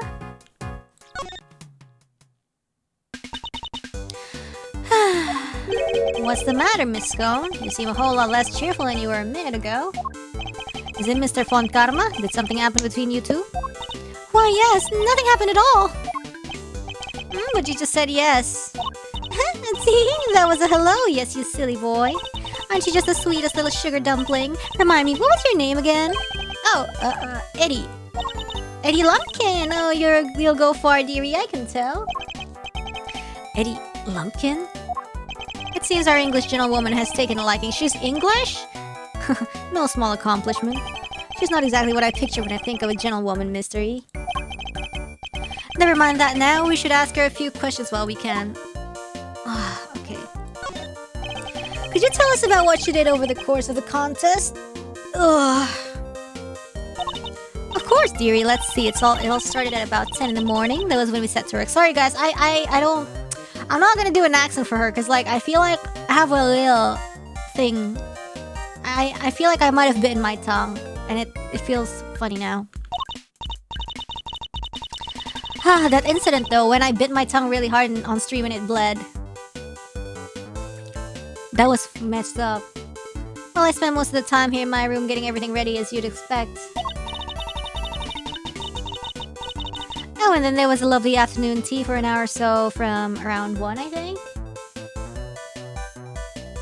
Yeah, it was so insane. That was so crazy. Like, I was like, nah, man, that was awful. Nobody expected that. I think it was like 3 mouth injuries in a week too, and that was like the injury that topped it off, and I had to like literally stop streaming because it was like bleeding everywhere. So stupid. Afternoon tea. It's an English tradition, a chance to drink tea, enjoy a snack, and make small talk. So kind of like recess? I suppose you could say that. Oh, you really know your onions, don't you, Greggy Pegleg? Such a clever boy. When did I become Greggy? And where was this afternoon tea served? Have you ever undergone orthodontics? What's that, teeth stuff? Out in the garden, of course, there's a lovely little one just outside. They do it all the time. They do it all the same hour every break time during the contest. Lay on a nice little spread, you know? But today, only me, Samson Silly Pants, and Moody Judy were... The nicknames are really cute. Like, replace a jaw with a metallic one? That is so insane. Yes, I'm like half cyborg, actually. That's why I had that surgery. Oh, teeth straightening? No, I have not. How the heck the tongue can bleed and Rain is still alive? It just closed off eventually if you apply enough medicine? Sammy Poo had already finished his big creation, so he was there the whole time. There was like literally like a really obvious tooth mark on the part that I hurt. It was ew. Yeah, I didn't cut off. I didn't get my tongue literally cut off. No, guys.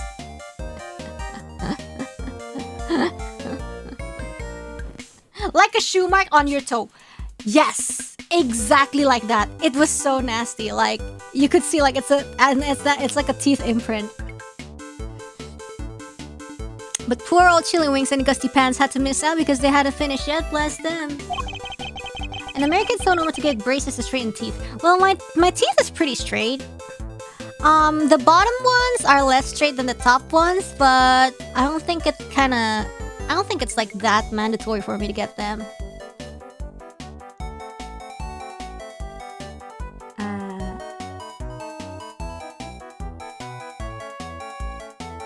Frequent biting of gum? I've never done that before, I think. You're saying everybody except Mr. Frost and Mr. Gusto was present? That's right, dear. To tell you the truth, I hadn't finished yet either. But I wasn't about to miss out on tea and cake served by our 2 TV superstars. I went right back to work when I'd finished, though, told off while the doubters were still nattering away. Oh, gum as in your one lips or tongue? Not lips, but tongue. I just feel like my tongue is too big for my mouth, if that makes sense. It's kind of like I might have mild sleep apnea, but it's because like when I lie on my back, like sometimes the tongue obstructs my breathing. So what does that mean? And at any point during the contest, did you visit any of the other competitors' rooms? Well, no, dear, don't be silly. That's strange because your fingerprints were found in Mr. Tangaroa's room.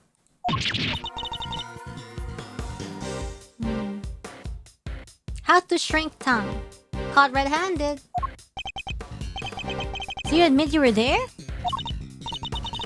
Oh, well, I can hardly deny it now, can I? But I didn't kill anybody, I swear.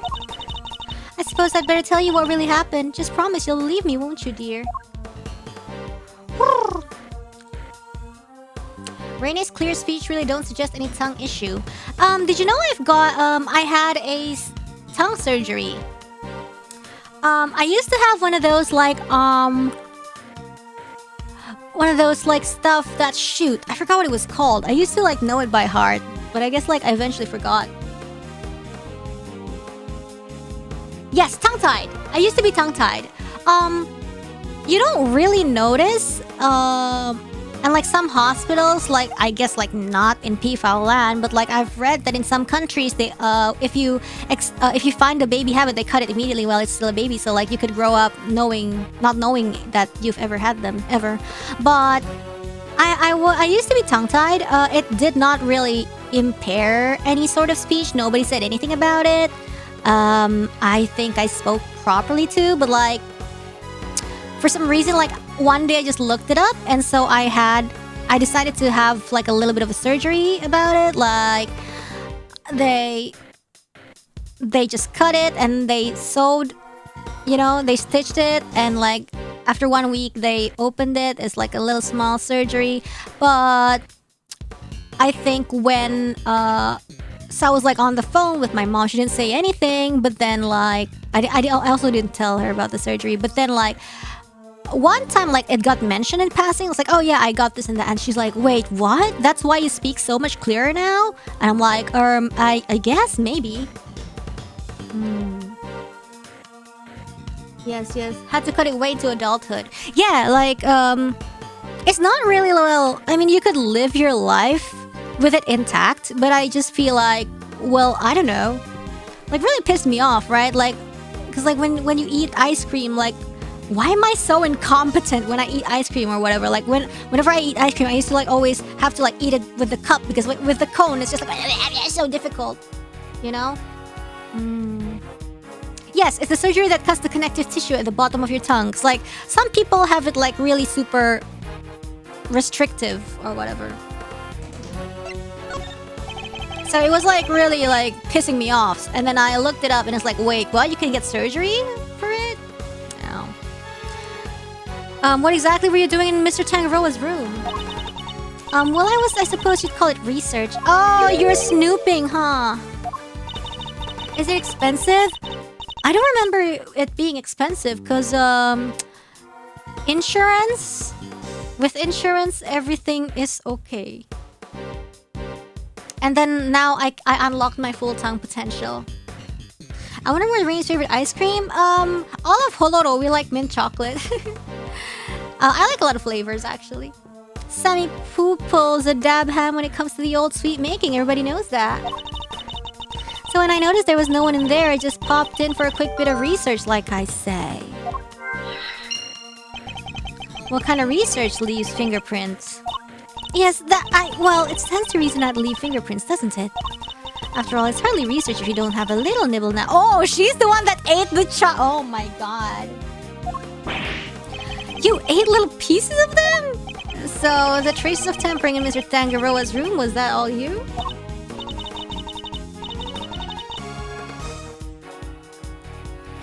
I'm ever so sorry, sweeties. I didn't mean to make a mess. I just had to take a little bite here and there, didn't I? But if it did help, when I was a kid, I couldn't roll my R's. I had to attend speech therapy. And then eventually I could do it, but it's just still, well, I just had to take a little bite here and there, didn't I? I didn't want poor Sammy Poople getting upset, so it was just the teensiest bits and pieces. Yeah, you think? Can tongue surgery fix Eoffi's R? I think, well, if she absolutely wanted to, I think not. Surgery is not even important. I don't think surgery is even important if she really wants, to learn R. And the sand holding of the ship, you took a bite out of that too, I suppose. Oh yes, dear, of course I did.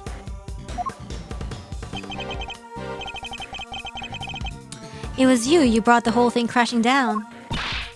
I'm sorry, my lovely, truly I am.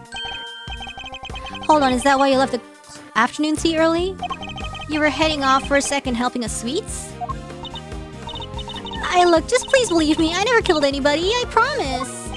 Her actions were certainly suspicious, but that's about all we can say for now. Yeah, it doesn't look good for her. It's just like, I swear I just ate the chocolate. It wasn't me. Okay, let's see. Cadel dari bawaan seperti Yofi kayak agak suka. Lah, tadi aku baru ngomong guys, aku cadel waktu kecil. Aku cadel waktu kecil, terus aku dibawa ke kayak speech therapy gitu, jadi kayak latihan ngomong R sampai bisa pokoknya. Kayaknya dulu ya apa ya, rival mama lumayan ketat lah guys gitu. She really wanted me to be able to like pronounce my R's.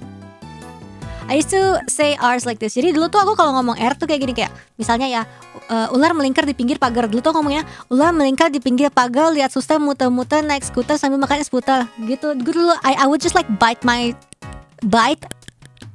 instead of like actually roll my R's. Rrr. Jadi kalau ngomong Pavolia Reine, ngomongnya Pavolia Reine.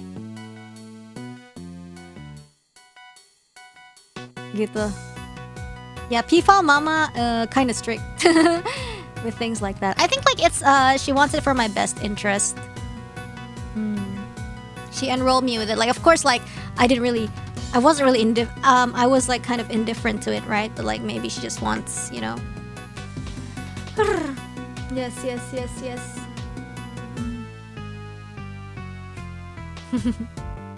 I've been chatting with an ID bro I met through Uma Musume, and your pronunciation is so crisp compared to his, you never guess any of this. Well, everybody has their own accents, yeah.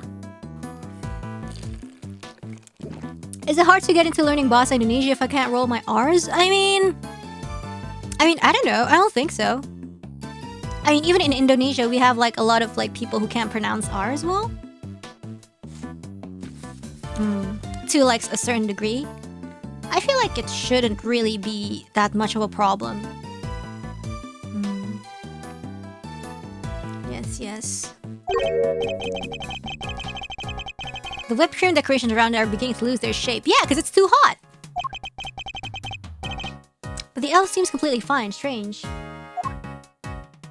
Yeah. I think even like Spanish rolls their R's more, right? Like I feel like the Indonesian R is like R, but like it's not like we absolutely like roll them like our life depends on it.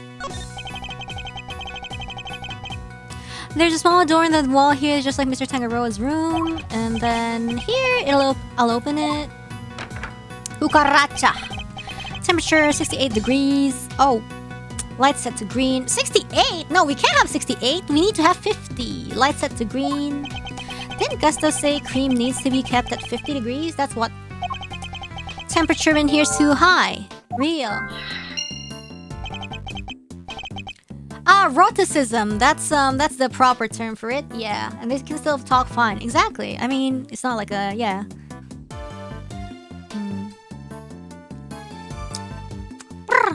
That is odd. I wonder why.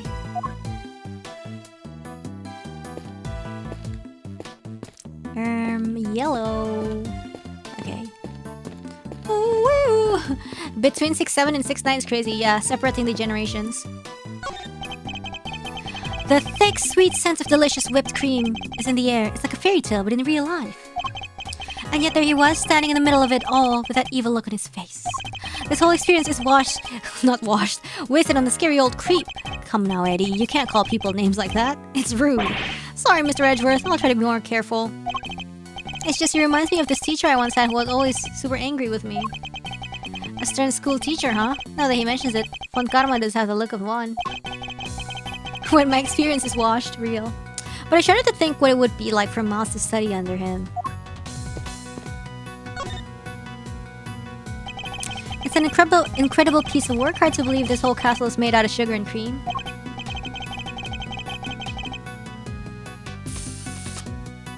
Right.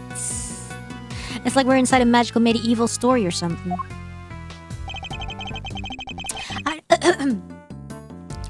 I didn't know you were so into such fantastical things. Sorry, Mr. Edgeworth. Didn't mean to get so carried away there. Oh, no need to apologize. I admire your enthusiasm. I sometimes wish my own son was as animated as you. Yo, what's wrong with your kid? Yo, let him live.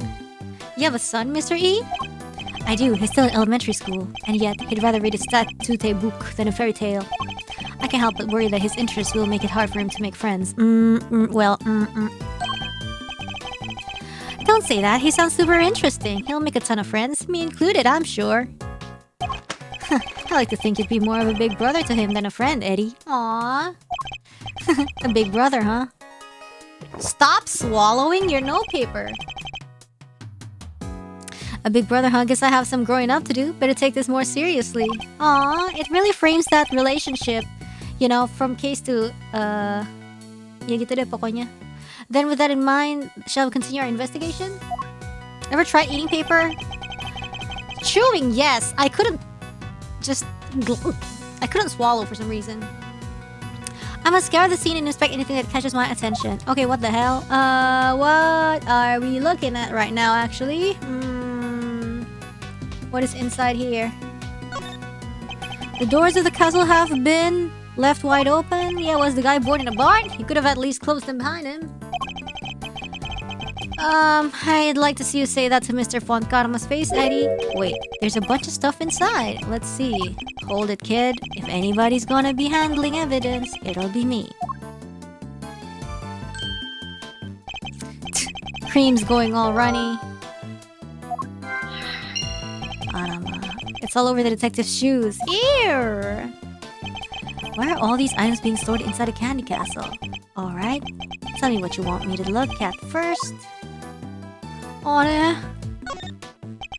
There's a bunch of blue cloth back there. 1, 2, 3, 4 rolls all together. Well, they certainly aren't made of candy. No idea what this stuff is for. Then why is it inside?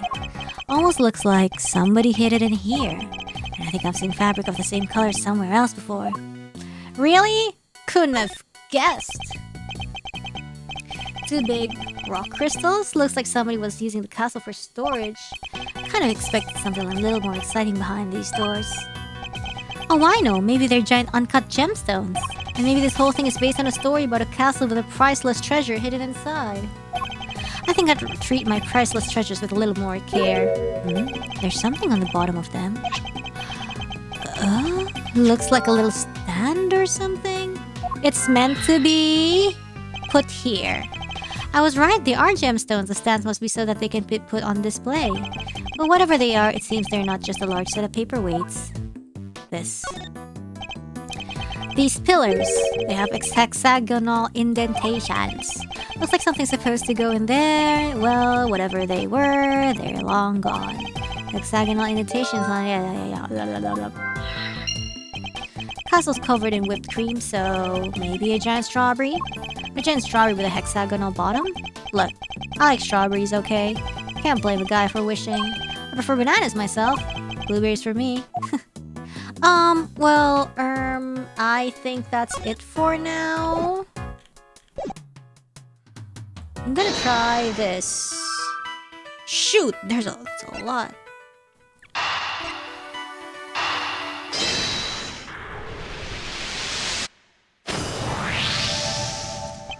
The whipped cream in this room is collapsing because the temperature is too high. It's 68 degrees. My messed up shoes can vouch for that.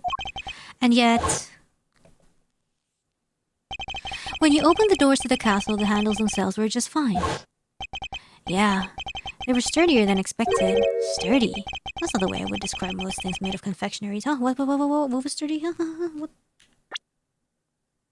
The handles were sturdy. What's that made of, then? I think we'd better take another look at those handles, don't you? Okay. What the? It's not candy. Yeah. It's not just the handles, the whole castle, the little elves. They're all just plastic models with whipped cream smeared on top. What the hell? So none of this is confectionery art after all? No, it's simply made to look like candy, with the cream having been added to lend it all an air of authenticity. What? Hello there. Anyways, I'm gonna do this first. I think she's a phony and she's a thief. She wants to steal the cookbook. The rock crystal stands and the pillars in front of the castle feature the same hexagonal shape. I believe the crystals are meant to be placed on top of the pillars. Oh yeah, hexagon to hexagon. Makes perfect sense. But if that's the case, then why were they being hidden inside the castle? The rolls of blue cloth and the rock crystals inside the castle. I imagine both must belong to Miss Scone. Miss Scone, what were you using the items inside the castle for? Oh, those? I'm sorry, Lambkin, but I'm not allowed to say. Let me guess. Von Karma? How did you know? Please don't ask me to tell you. He'll have my guts for garters. It seems the prosecution really has no intention of sharing anything with the defense. Man, thought we were onto something with those giant rock crystals, but... What's that, dearie? You're interested in my little trinkets? Your trinkets? Yes, my sweet. I use them to make people all lovely and relaxed. What? You use rock crystals and cloths to do that? I do. It's wonderful. You should see it, huh? And they're not just any old rock crystals either. They're great big lumps of salt with lights inside. What? Wow, those things are lamps? Huh? Oh, that's not even the half of it. Those cloths hold an even more exciting secret. Why does she sound like a... Why does she sound like a scammer? She really opened up the moment we started talking about her trinkets. Since you're here, why don't I give you lovely boys a taste of my relaxation magic, Oh, Betty Bumpkin, can you get it all out and set it up for me? The name is bad. Is that a no? Why are you being so selfish, Betty Bumpkin? Huh? You, have you finished taking photos of this room yet? Yes, sir, we have. Then help Miss Scone here with something, will ya? Yes, right away, sir. You're a sweetie at heart, aren't you, Batty Bee? That's amazing, Miss Scone. You got him to do exactly what you wanted. That's some talent.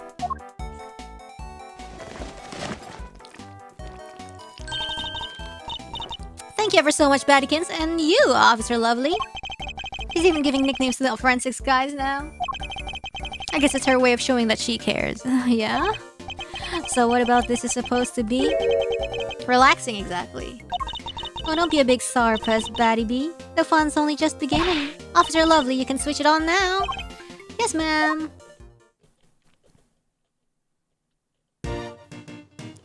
Huh? Oh, what? Wow, it's beautiful! It is. I wish my son were here to see it. Aw, he cares about his son so much.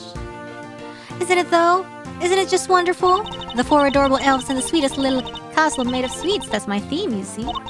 And I thought it would be extra lovely if it was all lit up. Isn't it the nicest thing you've ever seen?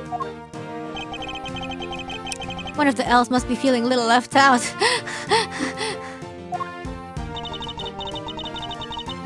This is how it was supposed to look for the contest, but I'm glad you lovely boys got to see it at least. Wait, shouldn't the lamps be lit up too? What's happened there, I wonder? I think we better take a look at the lamps and the elves one more time. What? What are we looking at? This elf doesn't have an illuminated cloth over it, like the others. It's not fair to leave the poor guy out, Miss Scone. Well, I didn't want to, did I, dear? But one of my cloths and one of my little machines went missing. Oh. A cloth and what sort of machine exactly? Oh, you'll never guess how it all works. Those luminous cloths are connected to these little thingamajigs. They're called, full spectrum light emitting devices. They send light down the main cable into each optical fiber strand. That's what makes the cloth glow.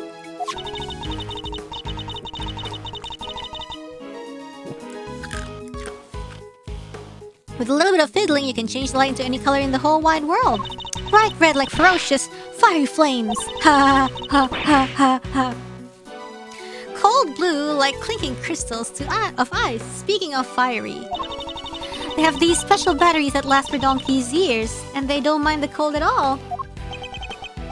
Forgive me, so these machines, they're what makes the special luminous cloth light up in all these beautiful colors, Mr. E. I see, so much new technology, I can barely keep up. So these light-emitting devices, you lost one of them in a piece of luminous cloth. That's right, Lambkin. Heaven only knows where they could have got to. This cloth, it could have something to do with the case.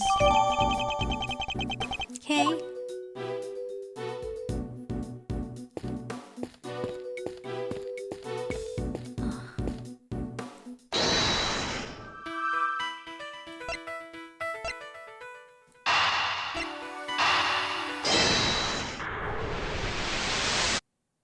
Oh no? Okay then.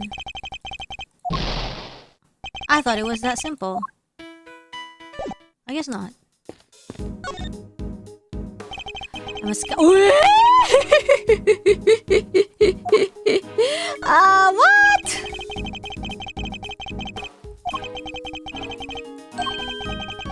A welcoming doorway makes a welcoming home. That's just common sense for us detectives.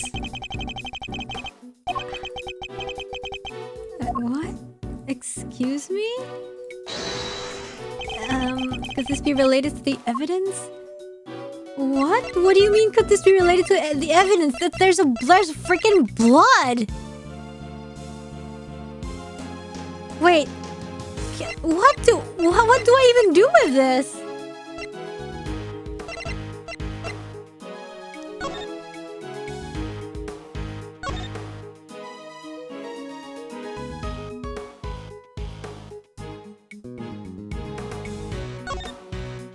Can I do this?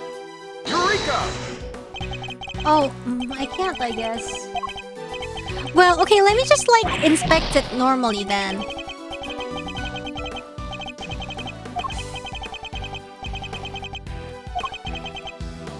Okay, anyways, is it just me or isn't there something in the evidence that these decorations go against? The last appear to be broken. What do you think? Maybe they found broke on the floor. Looks like the red stain. Oh my god. That's not just a stain, that's blood. Oh my god. Okay then. I can smell it. Okay, that's logic. Okay, it's time for blunt force trauma. Blood? Why is there blood on this lamp? Could it have something to do with why its bulb is broken? We better take a closer look at the other one too. I don't really want to, actually. So Miss Cone had actually intended to use these lamps for display. Then why were they stashed inside the castle? Maybe because they're broken. Except, there's plenty of other places she could have put them. The best place to hide some salt is some sugar. Isn't that how it goes? Or perhaps the best place to hide a tree is in a forest. Anyways, if her intention was to put these salt lamps in her final display, that contradicts a certain piece of evidence in my possession. I disappointed by making a deduction. What? What the hell?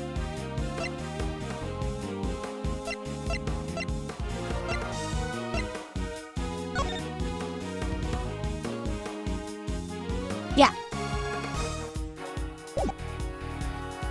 Eureka! Take a look at the list of rules. Yeah, because like, they're not even allowed to use, decoration not made out of sweets. Non-confectionery items may not be used as decoration. That means the salt lamps and the luminous cloth would both have been against the rules. I love how the image is just like X. Is that why they were stashed away inside the castle? I think we need to dig a little further into this with Miss Combe before we can say for sure. Okay, let's go back actually. Can we do a little bit of a logic here?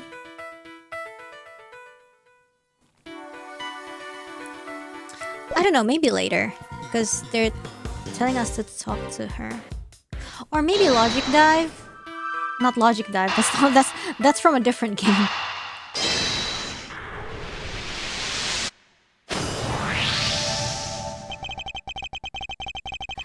We know that the victim was struck and killed with something blunt. And we found blood on one of the lamps. which has a smashed bulb inside. Could the lamp not have been the murder weapon? For sure, it could definitely do enough damage to kill someone. You, science guy, did you finish analyzing the blood from the lamp yet? Yes, sir. Just got done Just got done a minute ago, sir. Yes. The blood is the victim's, no doubt about it. There you have it. Oh, nice. It's not very nice. So the murder weapon was hidden in Miss Scone's room. I'm beginning to think we may need to add her to our list of suspects. Oh, my god.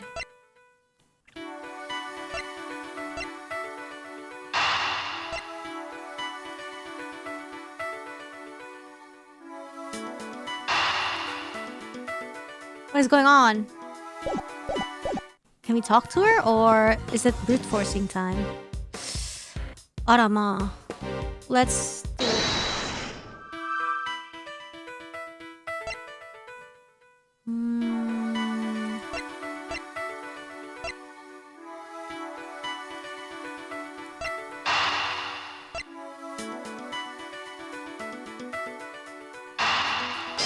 Maybe this? There we go. So not only did she use decorations that were against the rules, she didn't even make any real sweets. Miss Scone made a mockery of the rules. Yeah, guess she's not gonna get crowned world's greatest now. And why is it so warm in here? Do you think it's got something to do with all this? Huh? That's a good question. I think we'd better go ask Miss Scone herself. Now we can ask her. Hi.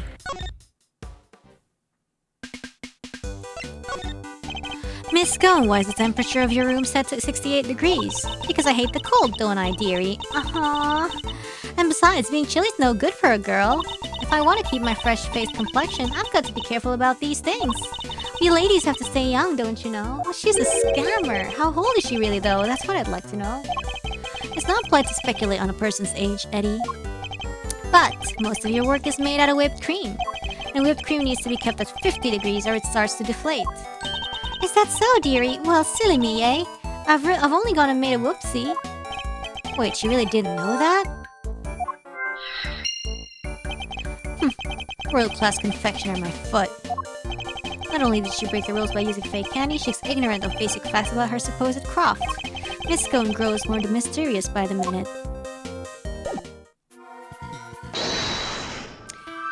So... she's a little spy. She's a little spy, like a little thief. To steal. Her mission is to steal the cookbook, I would say, and give it to whoever.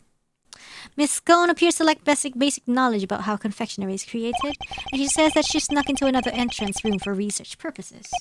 Hardly the actions of a world-class confectioner competing for a major prize. Yeah, not how I'd picture a top pro acting. Does she maybe just lack a little confidence, or is she not actually a confectioner at all?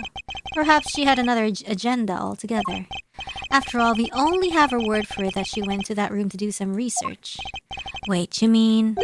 maybe she went in there to commit a murder? There's no way of saying so for certain just yet. But she is hiding something, that much I'm certain of. Okay, investigation complete. Nice. That's enough investigating for now, don't you think? Yes, we've certainly found plenty of interest. Something's been bothering me for a while now. Mr. Fontkarma would have surely found the murder weapon when he searched this room. And yet he didn't arrest Miss Scone. He didn't even seem interested in questioning her. I think our first priority should be to find out what he's really up to. Detective Bad, I have a few things I'd like to ask Mr. Fontkarma. Me too. Him and Scone. Okay. How could you, Betty Bumpkin? Stop staring at me like that. It appears Detective Bad is just as suspicious of Mr. Fontkarma and Miss Scone as I am. Miss Scone, would you be so kind as to accompany us? Of course, dear. Where are we off to? To find Mr. Fontkarma. Okay.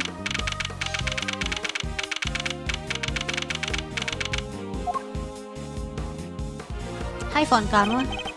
Mr. Fontkarma would like to speak with you, if that's alright. Test. Judging by your faces, I'm guessing you found the murder weapon? We did. It was in Miss Scone's room. Yeah? Oh my god, are we gonna fight him? Which means that Mr. Tangaroa should no longer be the only person of interest. Huh, nonsense. It doesn't matter where the weapon was found. Tangaroa is guilty. And as long as this is my case, guilty he shall remain. How can you be so sure of Mr. Tangaroa's guilt? You have an explanation, I assume? For why the murder weapon was in Miss Scone's room? Of course I do, and I'll be delighted to share with you. Oh, yeah, we're fighting him. Tangaroa killed Frost with one of Scone's salt lamps in order to frame her for the murder. To complete the deception, he took it back to her room once the deed was done. After all, if it had been found near the victim's body, Tangaroa would have seemed doubly suspicious. A body may be hard to move, but a murder weapon? Considerably less so. And that is why there was no piece of evidence on the scene that pointed to a particular subject. Oh, I like that animation. So it's your assertion that Mr. Tangaroa took the salt lamp back to Miss Scone's room. It is indeed.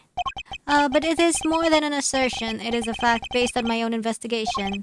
You mean you have proof that he did so? I don't need any such things. Well, if you have a rebuttal, I'll be happy to hear it.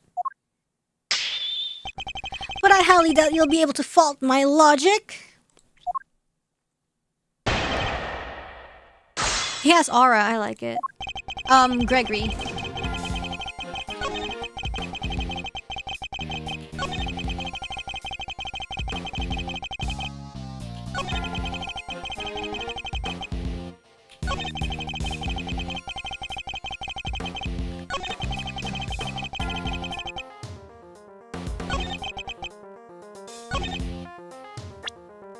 Let me read through the evidence.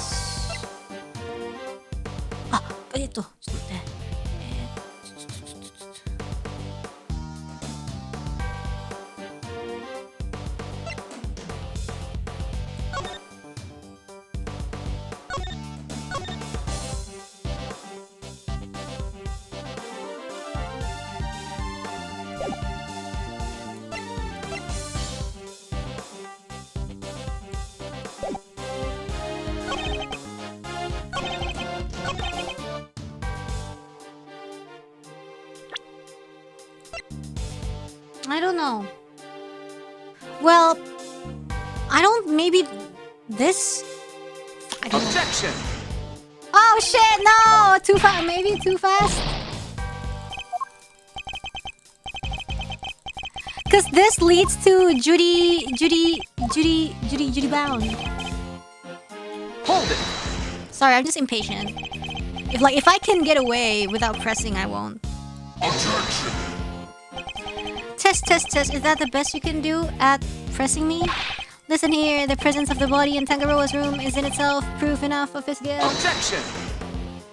And you didn't find evidence pointing to any other possible suspects? Perhaps you should take another look. You might. Objection! You really don't give up, do you? There's no need to take another look. Tangaroa is guilty. And a story. Okay. If you insist on asserting otherwise, then show me some proof to back up your ridiculous claims. Okay.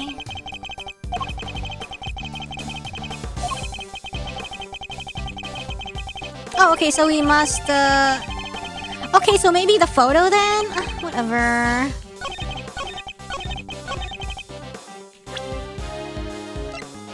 Maybe crimes... Oh, kore. This is this. Ah, shoot. Is it this one? Objection! Ah, freak, that's not it! Ah!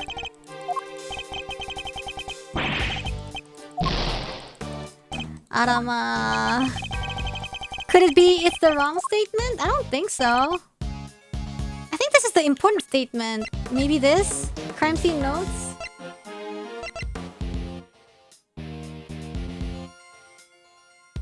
Arama. Oh, this will be relevant later, I think.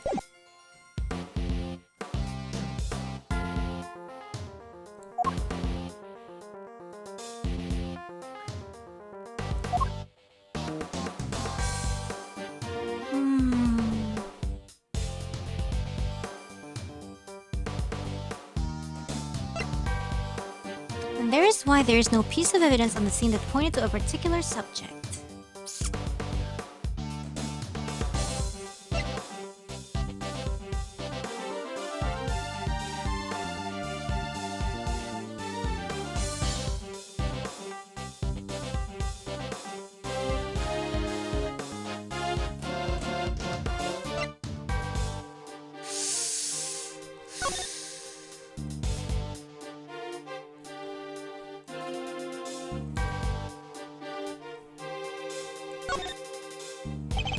Roll of cloth of navy blue. It's very calming kuyu. I like it. That was real deep and all mystery, but let's get to the main event already and light it up.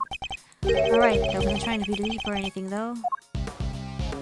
Okay, well, we can light it up. Whoa, look at that. Look at these buttons. They're for changing the color of the light. Try pressing 1, Eddie. Oh. Now the cloth is all lit up. It's so pretty no matter how many times I see it. Let's... Oh. The cloth is now glowing with a pale blue hue thanks to the light emitting device. Did Miss Cone say one of those cloths and the machine are missing? Who do you think could have taken them? I have no idea, but I suspect it might have something to do with our case somehow. Oh, there's nothing else we can do here. I don't think that's it. For now, at least.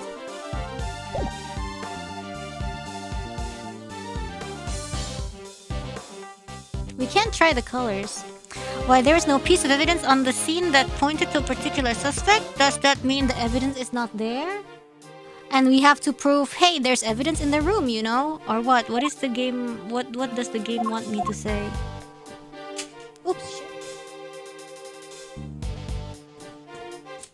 Did they steal the cloth to cover the body? I guess so, but like, I don't think this is... I don't think Warren Karma's looking for that.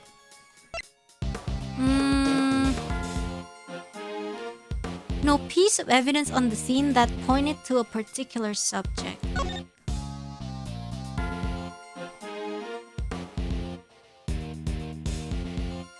This does not say anything. Ah, shoot.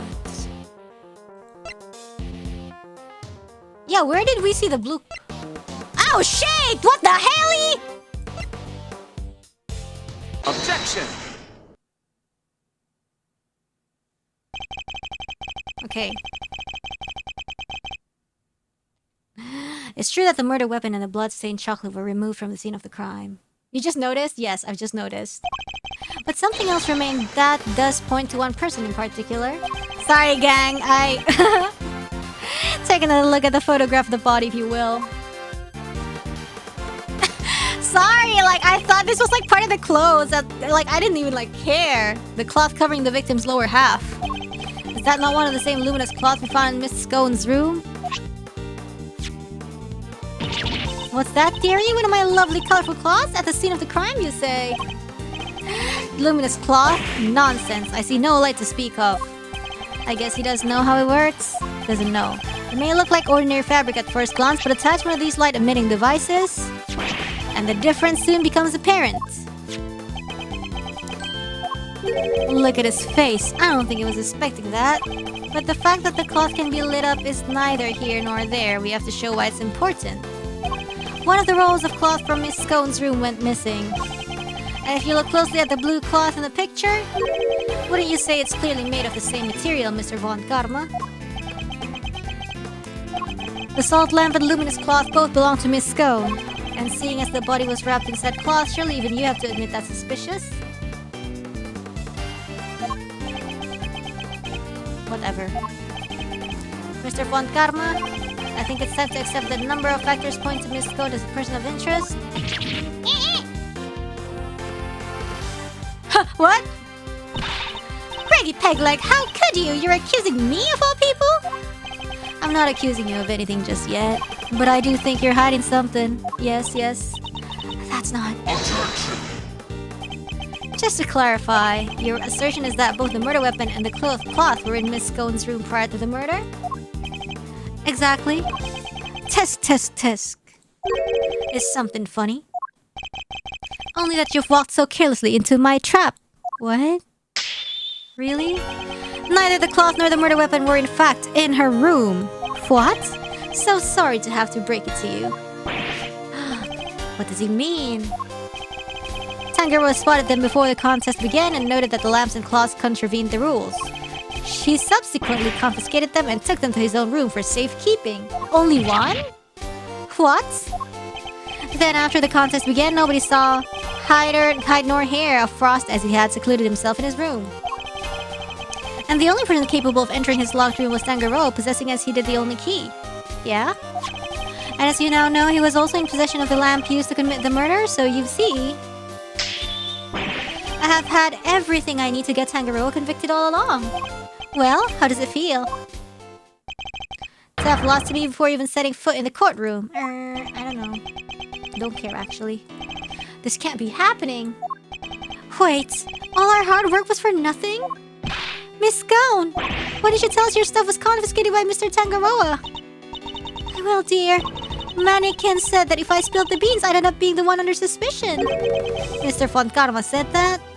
And he wasn't wrong now, was he? You two accused me yourselves just a second ago. Test. Pathetic. Curse you, Fontcarma. You led us to the murder weapon knowing we'd make certain assumptions as a result. One more thing, my pathetic friend.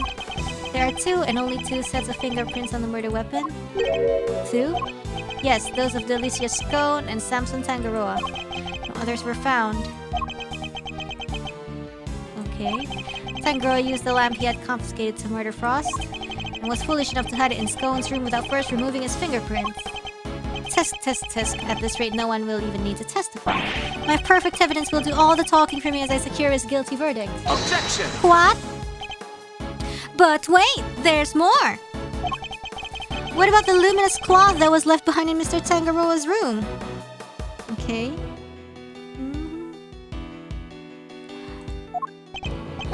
What about it? They probably meant to return it after disposing of the body. Oh. I want to idle meeting, but lazy. I don't have enough to disprove any of what he's saying. Test. No more pitiful objections. Then get out of my sight and close the door behind you. Same, okay, girl? Mystery! I'm not about to just give up. I see you mean to waste more of my time. Bad, escort them off the premises now. This investigation is not over yet. Detective Bad. Idle meeting and secretly play connections? Oh my god, come on guys, I only have 1 try left. I'm gonna lose. What is the meaning of this? Sorry, but I'm not in the habit of leaving cases half solved. Gamer bottle? Ew, what the freak? There's still one last thing from the crime scene we haven't identified. Should I invest in gamer bottles?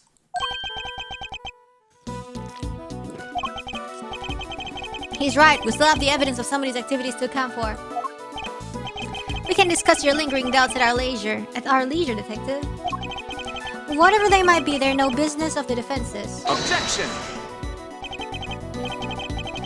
I beg to differ, there's a piece of evidence I'm still not satisfied about either.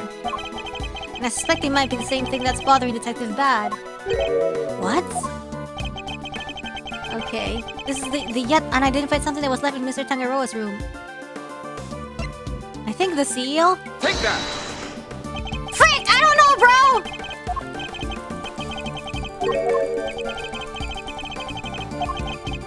What? I can't concentrate. I need to go idle meeting. What is it, guys? Is it the chocolate? What is it? Bruh, come on. Take that! There are finger marks on one of Mr. Tangaroa's creations. I bet it's Miss Scones, but I don't know.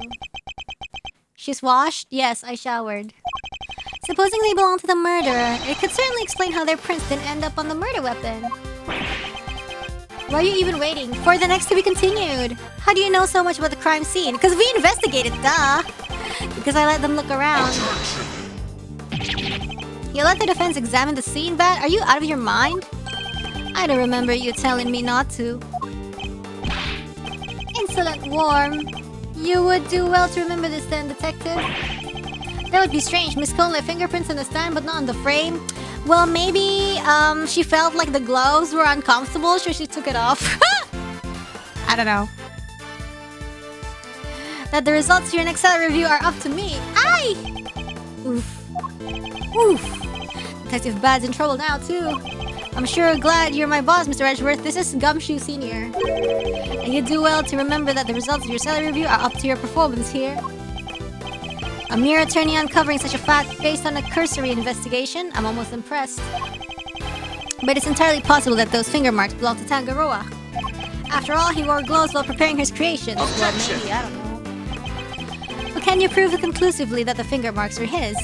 Furthermore, there is still something about Miss Cone that doesn't add up. Is there? Or are you simply not prepared to admit defeat?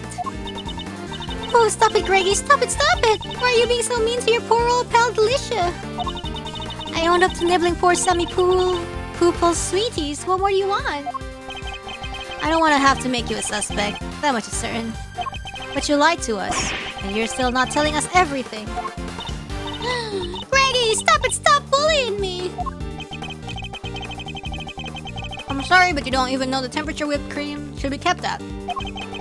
What kind of professional confectioner doesn't know something as fundamental as that? I'm sorry, alright? I'm sorry, I'm just a silly, muddle-headed girl. What more do you want me to say? Oh my gosh, she pulled the I'm just a girl card. Help. I don't think you're muddle-headed at all. I think you're a scammer. I think that you were never a confectioner in the first place. Attention. Enough! I'll thank you to keep your baseless accusations to yourself. Evidence everything in the courtroom in case you've forgotten.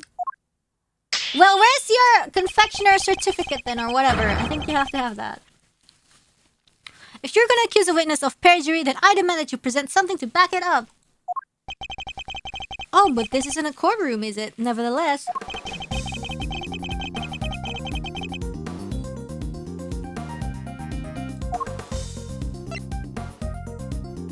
Take that!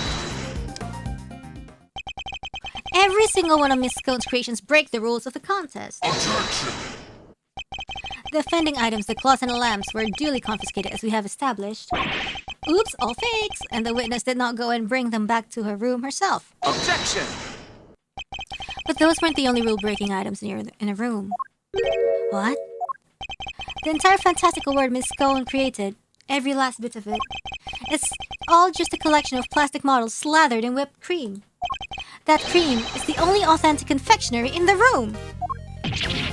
Oh my god, really?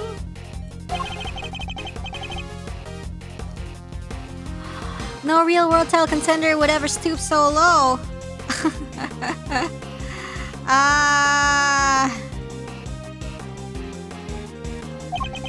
Is this true, bad?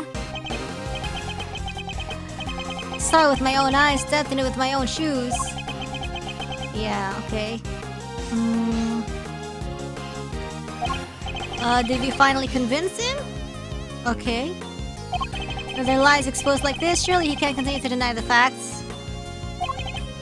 Miss Cone, your actions place you firmly on our list of suspects. Okay. But no, dear, I am no killer. Then why don't you finally start telling us the truth? Who are you really, and why were you tampering with your rival's work? I'm... Delicious saboteur, actually.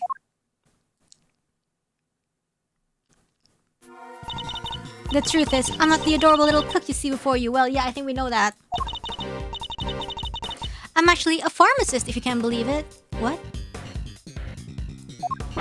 A pharmacist? I can't blame him for being so surprised. This couldn't be further from what we'd imagined. So what's somebody in your line of work doing entering a contest like this one? Well, I just love eating sweeties. Sweeties, you want what? And Sammy Poople's sweets are the best, or so they say. I just had to enter. I didn't mean to end up making it all the way to the final. What the hell? Even Mr. Von Karmas is lost for words, huh? That's it? That's the only reason you're here? Yes, dearie, and it was worth it. Samson's silly pan sweeties are the tastiest treats I ever did eat. And the finger marks? Were you the one wearing the gloves? No, that wasn't me, dear. I don't even wear gloves.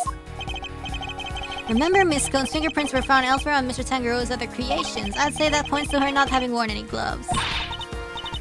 Exactly, Lambkin. Greggy Pegleg's got the right end of the stick. I'm an innocent woman. What? Is your head filled with cream, too?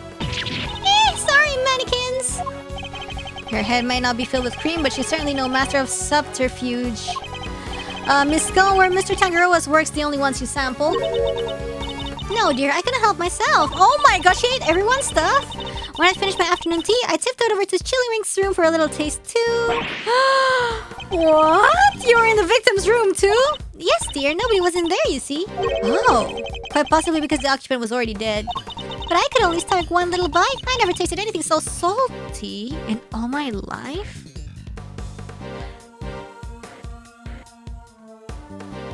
Something that has to do with salt. So I had myself one of the tasty star-shaped bits off the side of the cleanse my palate. Oh. You've quite the sweet tooth, don't you, Miss Scone? Salt? With ice? You've quite the sweet tooth, don't you, Miss Scone? What didn't she sample? That's everything, I promise. Reggie Peggy old mannequins, I'm so sorry. I didn't mean to make a mess of things. As long as what you've told us is the truth, that's all that matters in the end. Do not think for a second that this means I myself believe you. I'm going to investigate the victim's room now. We'll see how truthful you've really been after I'm through. Mr. Fonkarma, please let us accompany you. I think it's only fair that we be allowed to investigate the veracity of our conclusions. Accompany me if you like, but don't think for a second you'll be permitted to conduct your own investigation. We'd like to accompany you all the same. Okay, sure, whatever. This case sure made me chuckle more than any other so far. Yeah, so far it's, I'm really liking it. Wow! My phone keeps falling. What is the meaning of this? What the freak? Evidence melted? When we got to Frost's room, we saw nada. It was all gone. The whole enchilada. Is this the work of the culprit? A dead body hidden in a chocolate chest. A murder weapon moved mysteriously to another room. This case was a real peach, and it was going to take some serious sleuthing to get to the bottom of it all. Yeah, because he deals with ice, yeah? To be continued. Okay, time to actually go idle meeting before we continue, okay? We can do a little bit of idle meeting. I'll be right back, guys. What do you think of the case so far? I think it's really good. Be right back. No, I don't want to stop here. I want to continue a little bit more.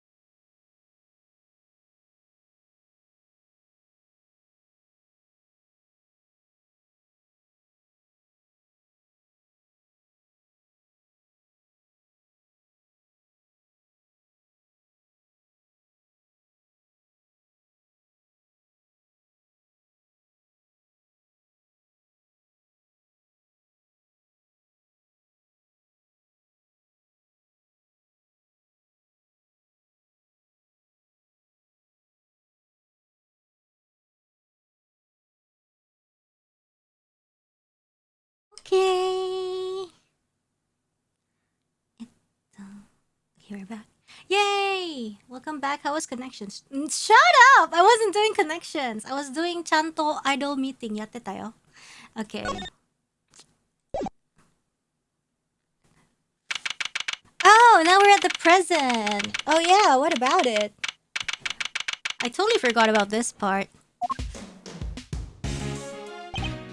Whoa, went deep on that one. Sorry, Malzerino. Didn't mean to bend their ear for so long. I had no idea that was how it all came about. I read the files, but they don't go into anywhere near that level of detail. I'll bet they paint things in a much rosier light for the prosecution, too. Von Karma was the one in charge, after all. What happened with the case after that? Well, what with the ice sculptures vanishing from the victim's room, things hit a bit of a rough patch. So rough, in fact, that it took a full year before they could even reach a verdict in the trial. A year? This was back before they brought in the whole initial trial thing. You didn't have to finish up in double quick time like you do nowadays. I see. Did they ever find out how the victim's creations managed to just disappear? Well, they were sorbets or frozen desserts or whatever you want to call them. Ice, in other words. And if it's made of ice, it can melt, which is exactly what they concluded must have happened. Is there something to do with like using salt to manipulate melting temperature or what? Or am I like making shit up? Because that's what I thought about. That's what I thought about in the beginning.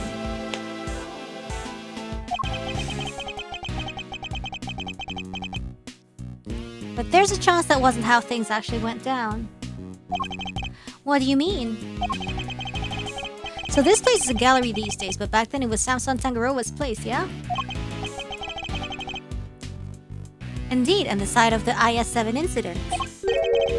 Well, word is Frost's ice sculptures are suddenly back on display, 18 years after that fateful day. The very sculptures the victim made? Who knows? Could be they're just modeled on the originals. But I figured it was worth coming down for a little look-see just in case. Seemed like the least I could do for poor old Gregory. Yeah.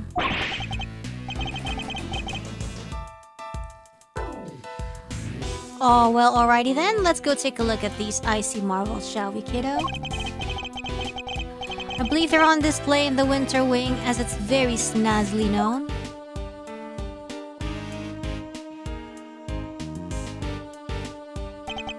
So, Winter Wing, Winter Wing... Oh, this room. I don't believe it. It's locked. The gallery's open for biz, but the Winter Wonder Wing's off limits? What gives?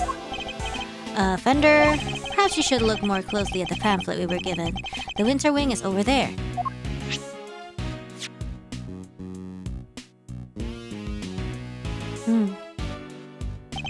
It is? Freaky. Could have sworn it was this one.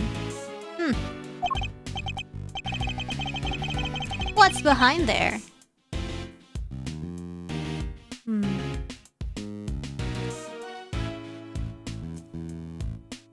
That's so weird. Cause like, this is the fall tree.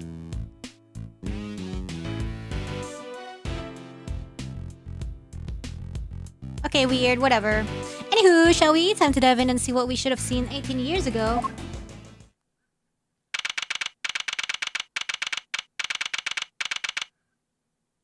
Oh, wait, what? Look at these two! Do you guys recognize them?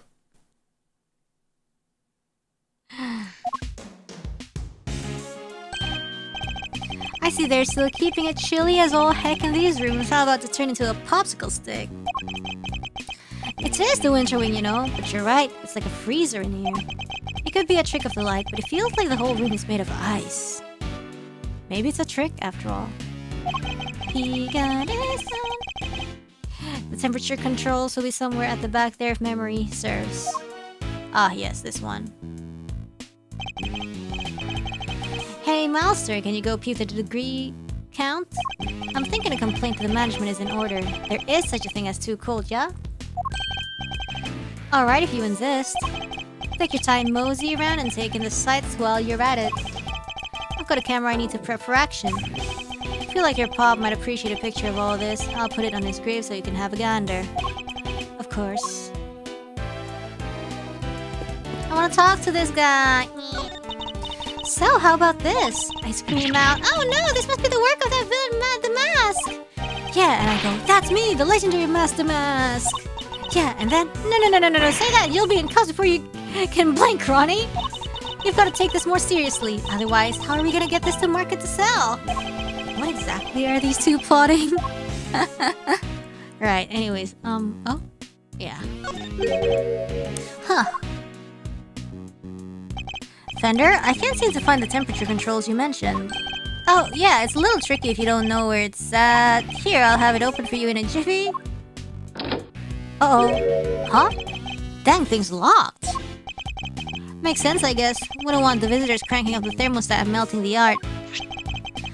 According to the pamphlet, the winter wing is kept at a constant 27 degrees. That is how many degrees? Oh, wee! That's colder than a snowman's cold bits. I'm gonna freeze to death in here. What's that in Celsius, guys? Guess there's only one thing for it. Somebody's getting a snuggle. Hey, what's with the icy stare? Ha! You want me to freeze to death? Nope. Oh, look! This looks familiar. This lamp appears to be made of rock salt. It's illuminating the diagram of the zodiac just above it. Yes, both Gemini and Taurus are not only zodiac signs, but constellations that are visible during winter.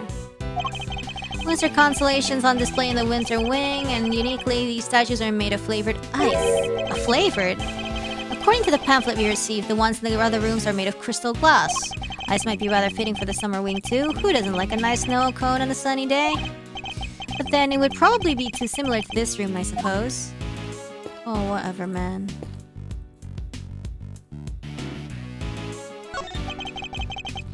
A boy wearing a backpack. What's he doing at an art gallery on his own? Yo, God forbid a boy seek education. She wanted to run a gallery so bad she just quit the industry? I don't get it. I just don't get it. Does this boy know the owner of the gallery, perhaps? Whatever, bruh. There's a huge block of ice on display here. It must be incredibly heavy, though maybe not. What with it being hollow on the inside. There's a constellation engraved into the surface, along with some explanatory text. The Pleiades, known to some as Subaru.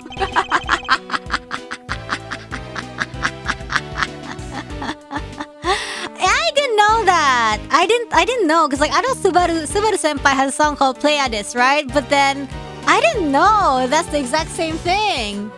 I really love that song. They form part of the larger constellation of Taurus. But why cram so many stars into one tiny part of a single constellation? I guess people in ancient times weren't hugely careful about such things. Ah, so that's why the song is called Pleiades. Cause it's Subaru. Oh, I didn't know that. Yo. There are two large ice statues on display here. Yeah, cause like I didn't know why it's called Pleiades.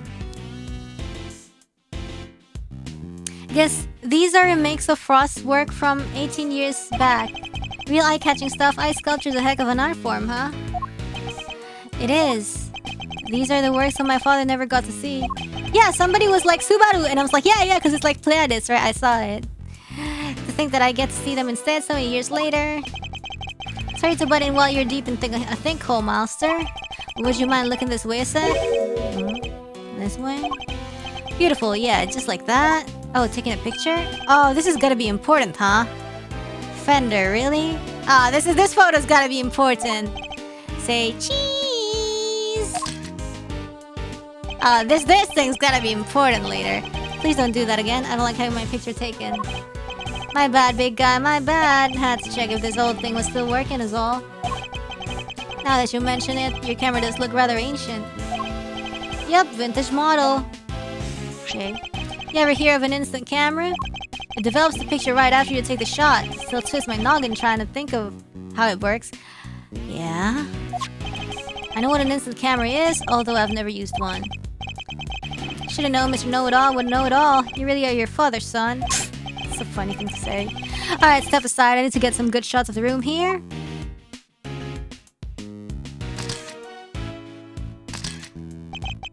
For all his joking, he looks very serious about the pictures he's taken. He must have his own theories about the IS-7 incident. Whew, I should have been a paparazzo. These are gold, and they develop right away. Wanna see? Oh. Since you've already shoved one in my face, alright, Brainiac, question. What do these two sculptures represent? They appear to represent Taurus and Gemini, two constellations best observed during winter time. Bingo! He shoots, he scores. Phew! You're a regular encyclopedia master. Guess that's why this is the winter wing, right? Because they have the winter star stuff on display here. Is that so?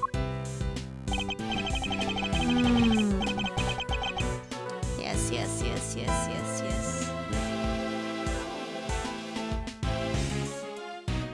Anyway, seeing as I'm the nicest old rogue on the block, that one's yours for keepsies. Thanks. Okay. Really? So the victim made these same zodiac statues out of flavored ice for the contest 18 years ago, is that so? Sure did, loving the crafted life-sized desserts. Really? Is that so? We didn't see that. I only ever saw the old ones in photos though. But these are the spits of the regionals. Oh yeah. So this is what you wanted to show me. Yep, think Gregory would have wanted you to see him too. And I may not have had it in me to come here on my own. Sorry to drag you along.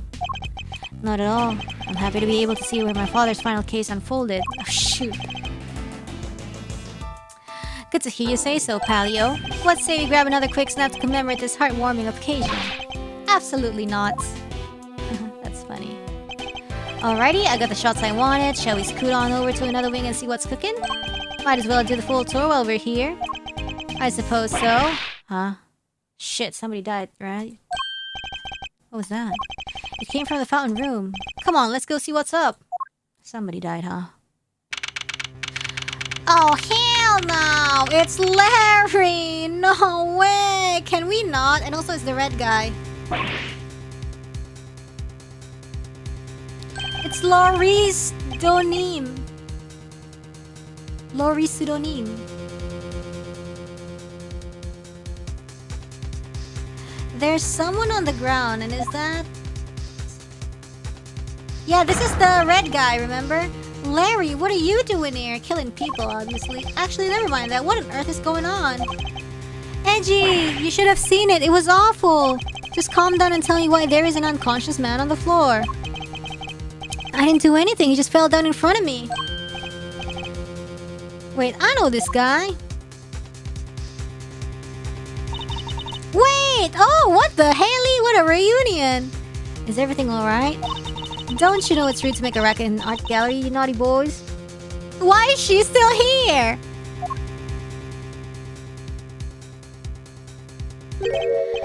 This smell. He's still breathing, but I know these symptoms. What? Smell of what? Smell of what? It's not safe, Miles. We need to get everybody out of here. Oh, gas? Everyone with me. There isn't a moment to lose. There's poison gas coming out of that room. Yeah, that's what I thought.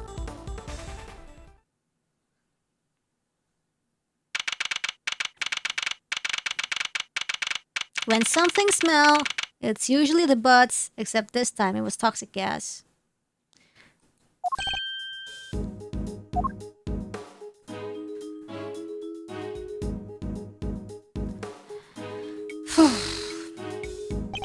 How's the victim doing, Fender? Not good. He inhaled a lot of gas. He's still out and it sounds like it's pretty serious. But the paramedic said there are no signs of external injury and that he was conscious before it happened. Anyways, he's alive, just barely. He's lucky we found him when he did. When we did? But like I said, he's not out of the woods yet. They put him in the medical room with a specialist. Specialist? I see. I couldn't help noticing that it seemed like you knew him, Fender. Sure do, that was Carmelo Gusto. He was here back when the whole IS-7 thing went down. Hi. The confectioner, so he was here 18 years ago, too. Anywhoozles, this guy here seems like he's in rude health. Old pal of yours, Malzarino. Yeah, something like that. I'm glad you're okay, Larry. Something like that? Are you serious, Edgy? Oh. You've known me since elementary school. Crush your guys' feelings, why don't you? Anyway, you know you're supposed to call me Laurie pseudonym when I'm dressed like this. So no more Larry, okay? Got that? Yeah, respect his new name. This is Larry Butts. He's a bit of a troublemaker, but he's one of my only friends from back when we were little kids.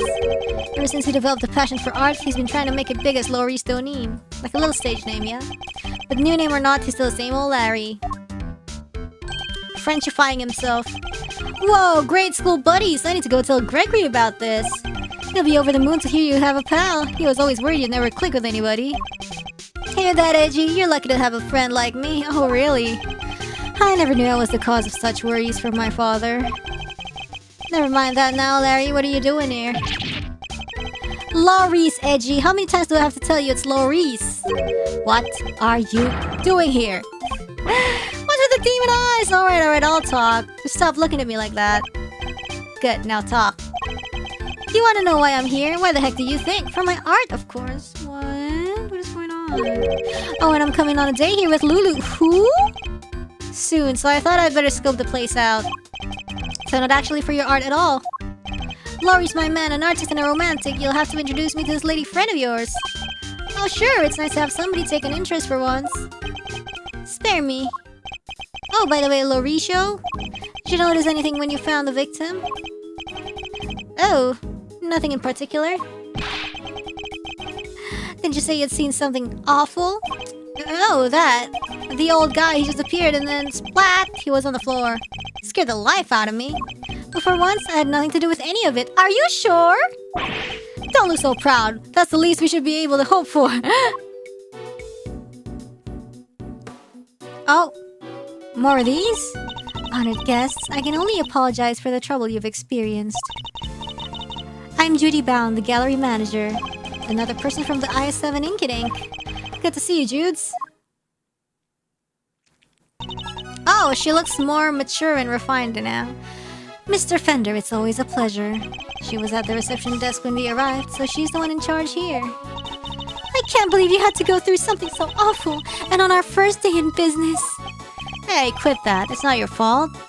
Oh, wait, I guess I'd better introduce you guys. Judy, Mia, Miles Edgeworth, son of the late, great Gregory. Oh, really? You're Mr. Edgeworth's son? Well... okay. Isn't this fabulous? That great man's son here with us! 18 long years have passed, but now look, he's here at last! It's very lovely to meet you, Mr. Fine Attorney number 2! Judy, that was the bomb! I see you're in good voice as ever. Miles Edgeworth, prosecutor. It's a pleasure to meet you.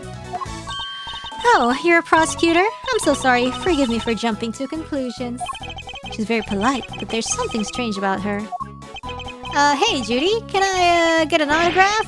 You can write in here. Well, if you're sure you'd even want such a thing. Why do you want it, Larry? Rude! You know who she is, right? Come on, Mouser, you don't keep up with showbiz news or nothing? Guess that's no big surprise. What's going on? Why are they looking at me like that? Judy here's a living legend. It's not just TV. Movies, musicals, chart-topping hits, you name it. Oh, don't be silly. I'm just a humble art gallery owner now. I finally quit the biz for good. I finished shooting my last movie just the other day, in fact. Some of my co-stars were even kind enough to say that they would come visit once we open. Anyways, here you are, and good luck with your artistic endeavors. She's also wearing green. Thanks so much, Judy. I'll treasure it till my dying day. Ah, you and me are peas in a pod, Loris. Peas in a gosh danged pod. How lovely for you both. Larry, could you go practice your drawing somewhere or something? You did come all the way to an art gallery after all. It would be shame to waste the opportunity. A real artist drawing our exhibits? What an honor! Guess even you can have a bright idea once in a while, Edgy. Alright, Judy, seeing as you were so nice about it, I guess I will. Be right back. He's a real live wire, that one. That's one way of putting it. I can only apologize. By the way, there was another woman with you before. Where is she now? You mean Delicia? Delicia Scone? She's in the medical room helping to care for Mr. Gusto. Oh yeah, I call it the medical room, but it's nothing quite so grand, of course. I couldn't stay with them as I'm the only one on staff, and I can't leave the gallery unattended for long. Delicia Scone. We've heard that name before, haven't we, Fender? Sure have. Sounds like our IS7 bingo card is complete. Something tells me this isn't a coinkydink. He really said coinkydink! Perhaps I could offer you gentlemen a cup of tea? drop of the old Judy Bound special blend, why not? For old time's sake. That would be lovely, thank you. He literally said coin kidding! That's crazy. Okay. Now if you'll both excuse me. I better go and explain things to the other visitors. Yeah? You go do your thing, Judes. Thanks again.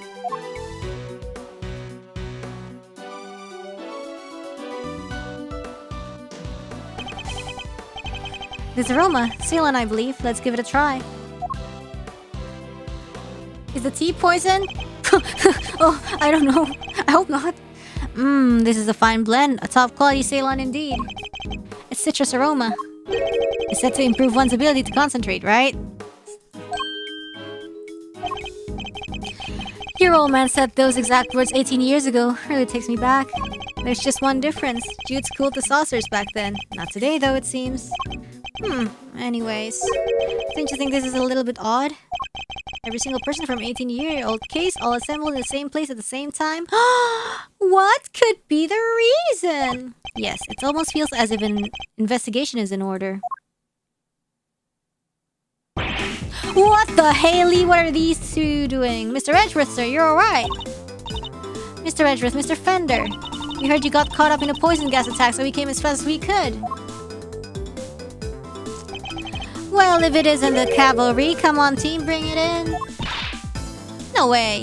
Besides, you're both doing just fine. Gummy and I got ourselves all worked up over nothing. Detective Gumshoe? What were you thinking bringing Kay with you? Sorry, sir. I knew it was dangerous, but with the poison gas and all. But she wouldn't take no for an answer. I ran, but I just couldn't shake her off. When it comes to running away, great thief right here is the world champ.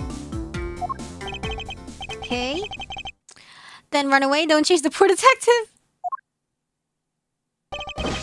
All set, sir. Just say the word and I'll head in there and start investigating. You guys stay here, that gas could still be dangerous. Alright, we're counting on you, detective. Good luck in there, Dicky boy. No way, Gummy almost looked like a real detective. I'm so proud of him. But he is a real detective.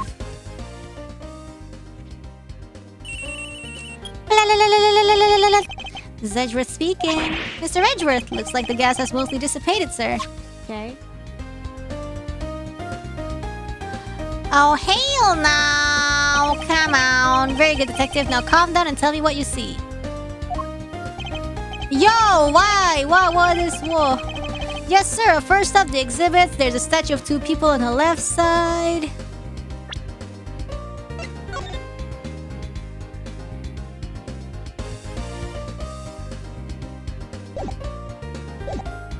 That shit look weird.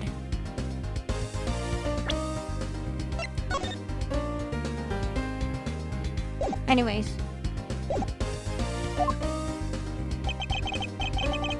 And on the right, some kind of two-horned animal. Wait, the statue of two people and two-horned animal? That sounds familiar. In fact, it sounds identical to the display in the Winter Wing. Is this the real Winter Wing? The place is looking pretty damp. The sprinklers sprayed the place good. Yes. The foam on the animal? Oh, the foam on the animal. Oh yeah! He's snaky now. Must be what stopped the gas from spreading. The sprinklers? Are there any signs of a fire? No sir, and the fire alarm hasn't been triggered either.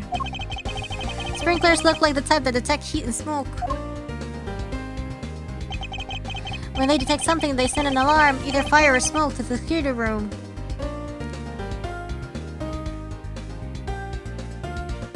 This shit weird. Why?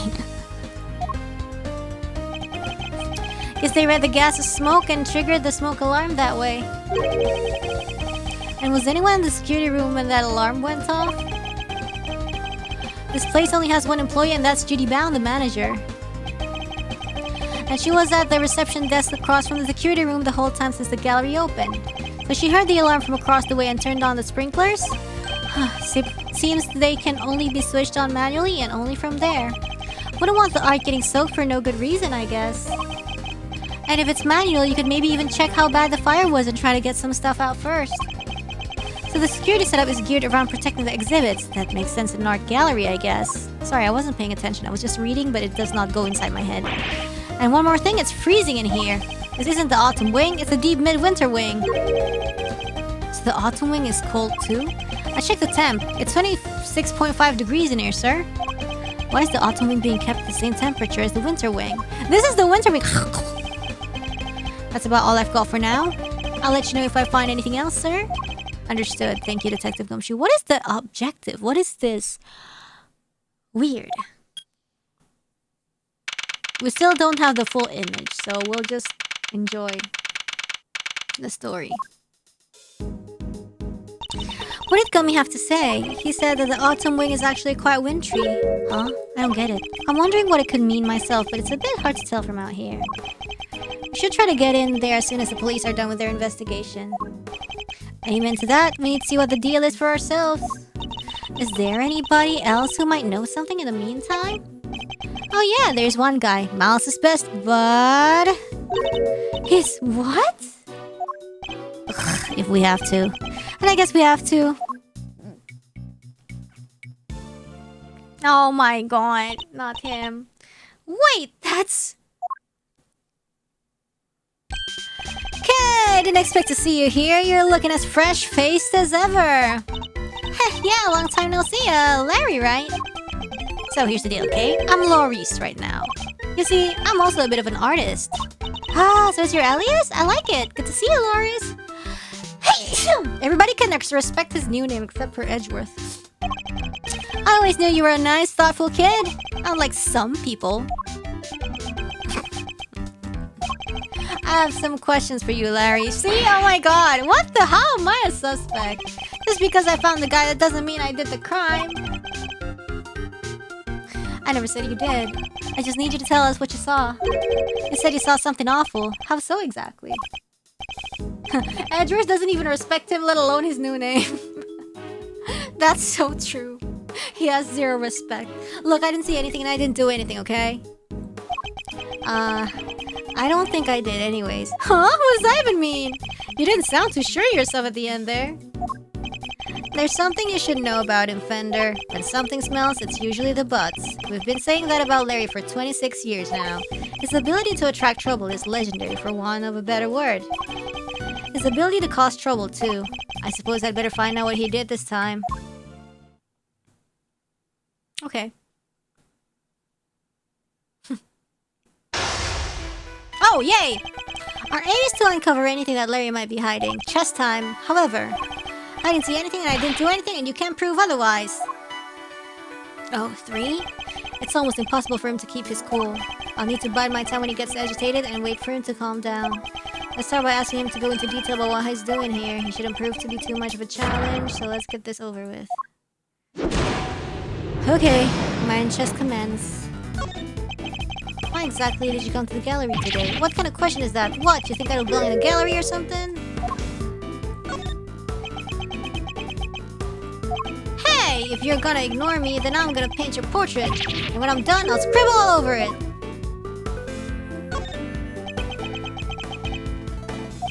I'm joking, okay? I'll never scribble on one of my pieces. How could I? They're valuable artworks. According to you, perhaps. I imagine I might struggle to agree. Oh, laugh it up, funny guy. Luckily, some people actually believe in my work. Like who? She's called Lulu, okay? And she says my pictures are masterpieces. So if she likes something, I'll draw it for her. Anything at all. And where's this Lulu? How come you're here alone? What? A guy can't be a part of his girlfriend for 1 second? I have my own life too, you know? Which one is Lulu? Fine, Lulu said she's a Gemini, okay? So I thought I could do a sketch of a statue to show her on our date. Looks like you're pretty proud of this sketch. Not so much this time, actually.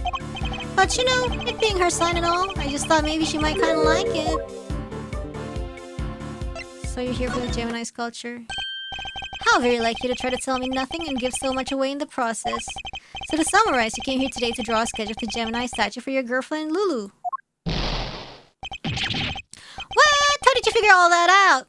From your incessant prattling. You just can't have... You just can't help yourself, can you? Fine, then I won't say another word. Oh yeah? Larry might want to keep his mouth shut now, but I'll have my answers one way or another. Let's ask him what he did after he arrived here at the gallery. Okay. We'll soon see what he's hiding, it's just a matter of time. Alright, tell me what you did once you arrived here. What's the big idea? Why are you staring at me like that? I don't remember. I didn't have a pamphlet, so I didn't know what was there. I just kind of hung around by the fountain. What gives, Edgy? If you don't... Oh, maybe you're wrong. Sorry. Maybe I was like, you didn't have a pamphlet? Why? Yeah. Okay. Sorry. I was too hasty. Yeah, he was like, I didn't have a pamphlet. It's like, oh, you didn't get a pamphlet? How? You didn't receive a pamphlet when you paid your entrance fee at the reception desk? Huh? You mean entry isn't free? Oh my god. You didn't pay upon entry? You mean to tell me that you entered without paying? I'm sorry, okay? I wasn't deliberate. There wasn't anybody at the Oh, there wasn't anybody? Oh. What? You're saying Miss Bell wasn't at the reception desk at the time? Yeah, but it looked like there was maybe somebody in the little room opposite. What little room opposite?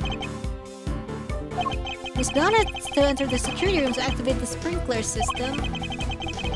Oh, so when he's here, it's because there was busy responding to the incident, and right after she finally got a place open for business too. Poor Judy, the Winter Wing, the gallery's greatest attraction, and it's gonna be ruined now. You say you don't have a pamphlet, and yet you seem to know all about the Winter Wing. For example, that the Gemini statue you came here to draw just so happens to be in said room. Therefore, it was your intention to visit the Winter Wing all along, wasn't it? How did you get me again? Fine, you're right. I came here for the Gemini statue, and yeah, I came here to visit the Winter Wing. I won't deny it. Larry's not one to confess so easily. Then again, he's always managed to surprise me in unusual ways. Let's see what more he can tell us about the Winter Wing. Okay. I expect even Larry has found his feet a little by now. Found his feet? I'll have to watch his reactions more carefully and see what information I can glean from him. Larry, be honest. Did you enter the Winter Wing? What is that?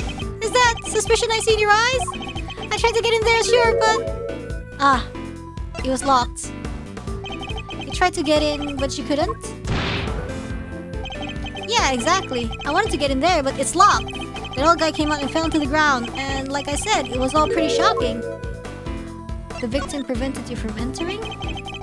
You're unable to enter the Winter Wing because the victim emerged and collapsed in front of you? Yeah, he came out of the Winter Wing door and then down he went. But it was locked. Wasn't it the Autumn Wing that the victim came out of? Yes. If that stupid poison gas thing had never happened, I'd be in there happily sketching away right now. Larry seems to have the Autumn and Winter Wings mixed up. No! I think we are the ones that gets it mixed up. Regardless, it seems his aim really was to make a sketch of one of the statues. This could be a useful clue. What did you see in the Winter Wing? You don't let up, do you? I told you, I didn't see anything. Galleries are nice and all, but I kinda changed my mind once I got here. Thought I'd go meet my girlfriend instead. I think it's time to deploy my clue. So what became of your sketch? Did you say you came here to make a sketch of one of the statues for your girlfriend? You gave up on that a little easily, didn't you? Surely you saw something even if you were distracted by the victim collapse? Well, I did not see something. But that doesn't prove that I did see something totally terrifying either, does it?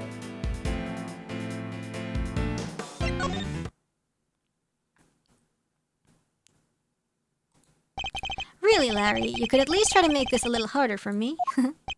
I put it to you, Larry Butts, that you did in fact see something totally terrifying. What did he see? How do you do it, Edgy? Are you some kind of mind reader? Fine, I guess there's no point trying to keep it a secret any longer. I'm not sure there's much point in you trying to keep any secrets. Given your track record, it wasn't exactly the most edifying use of my time, but that's checkmate. Whoa. Mind chess checkmate. I just couldn't help staring at that Gemini statue. My eyes were drawn to it. Objection! You keep talking about a Gemini statue, but there's no way you saw what you think you saw. It's simply not possible. What do you mean? You think I saw a ghost statue or something? Larry's still laboring under the misconception that he was looking at the winter wing. This piece of evidence shows us what Larry was really looking at. Shoot. Gallery? Pamphlet? I think? Take that! Take a look at this pamphlet.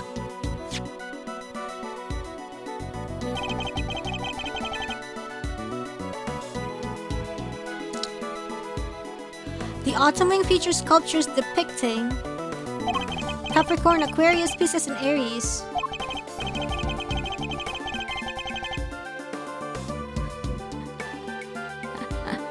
Whatever, bro. Not only that, but I've seen the statue depicting Gemini in the winter wing for myself. Which means that whatever you saw, it can't have been a statue of Gemini. What? Guess that makes sense. What? Why is he not more surprised by that? It did seem pretty weird now that I think about it. One of the two people did look like a goddess. So the other stuff, I guess that wasn't my imagination either. What? What other stuff? You're interested in it too, aren't you, Edgy? Great, let me show you. Show me what exactly? His drawing? I drew a picture of it all. Oh my god, it's gonna be, Got the whole scene down exactly as I saw it. Really? But I'm still not that confident in my work, so, Well, I wanna see. Really? Alright, here we go again. The fucking hell? What on earth? It's grotesque! Wait, hold on. Give me a second.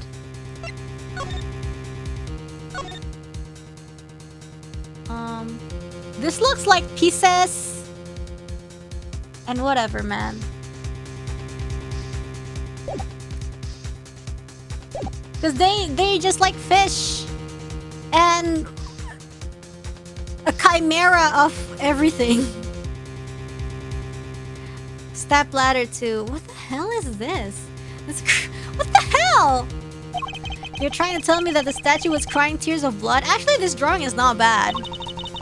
I'd say, Lars, it's pretty scary. Right? Because it was scary. It was supposed to be a statue of Gemini, but it up and turned into a goddess right before my eyes. The helly? It freaked me out so bad I screamed out loud. So he wasn't reacting to the victim collapsing in front of him after all? Yeah? Wait, when you say it turned into a goddess, what do you mean exactly? What do you mean, what do I mean? The bottom half was suddenly a fish! That's what I mean! A goddess with a fishy bottom half? Sounds like a Pisces to me. Anjing Pisces apa Pisces apa tau lah, I don't know the English pronunciation. I heard it's all based on this legend of a goddess and her son turning into fish to escape some baddie. Oh, escape a baddie? Wow, really? I thought Pisces was just two plain old fish.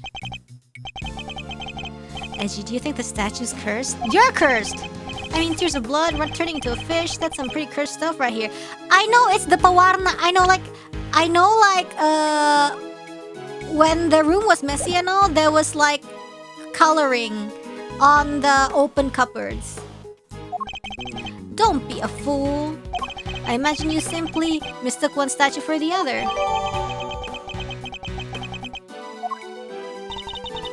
Nah, look at you tucking it carefully into your organizer. I simply thought I might have a use for it later. You're the worst, Edgy, the worst. The room that, was it Gumshoe was in? Gumshoe was reporting, right? On the right side here, there was like an open cupboard and then there was like something that looked like the same, coloring that we saw during Gregory's era. Kind of freaky deaky though, huh? A statue with the bottom half that changes shape? I'm pretty keen to find out what went down in the autumn wing, aren't you? I suppose I am. Yes, could there be some kind of trick to the Pisces statue, perhaps?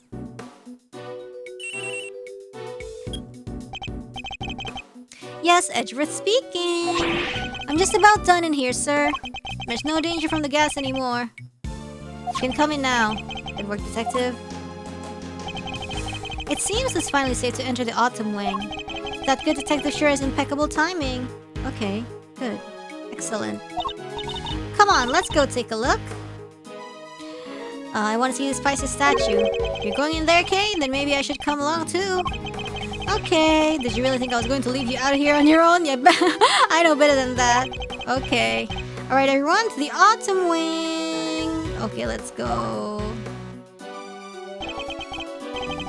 Here we are at last, and it really does look a lot like the winter wing. Glad you could make it. Oh, hey there. Whatever, man. He's naked. See, this one. Or is this a flamethrower? Okay, whatever, man. Could be anything. You're Harry, was it? Good to see you, Harry. No, for the last time, the name is Loris Donim. Detective, your report if you don't mind. Yes, sir. Okay, so first off, I found a blowtorch. The nozzle was still warm when I found it, so I guess it was used pretty recently. Aburi sushi. Was somebody using it to heat something?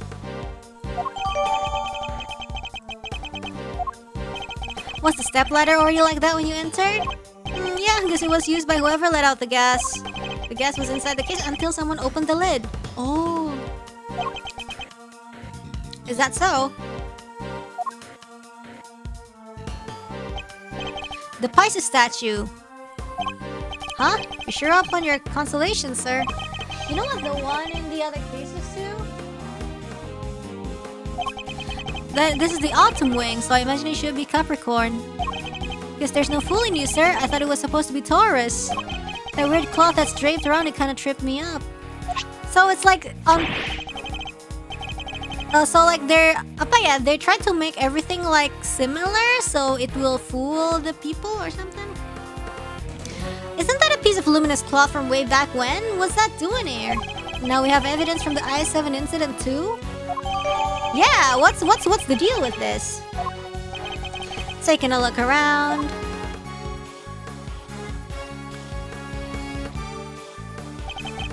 Yeah, look, these have the same like devices, like, you know, the same cloth thing. It seems there's a piece of luminous cloth on each of the other cases too. Yeah, and that just makes me want to see what's hiding underneath real bad. Sure, let me rip them all right off of you. Someone's dying. Someone's gonna die. Someone's gonna die. Oh, okay, never mind. Wow, they're beautiful.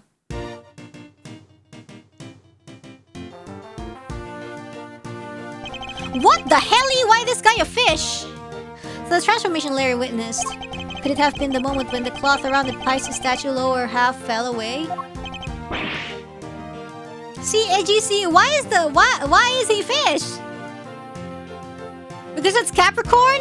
Is Capricorn half fish? The freak?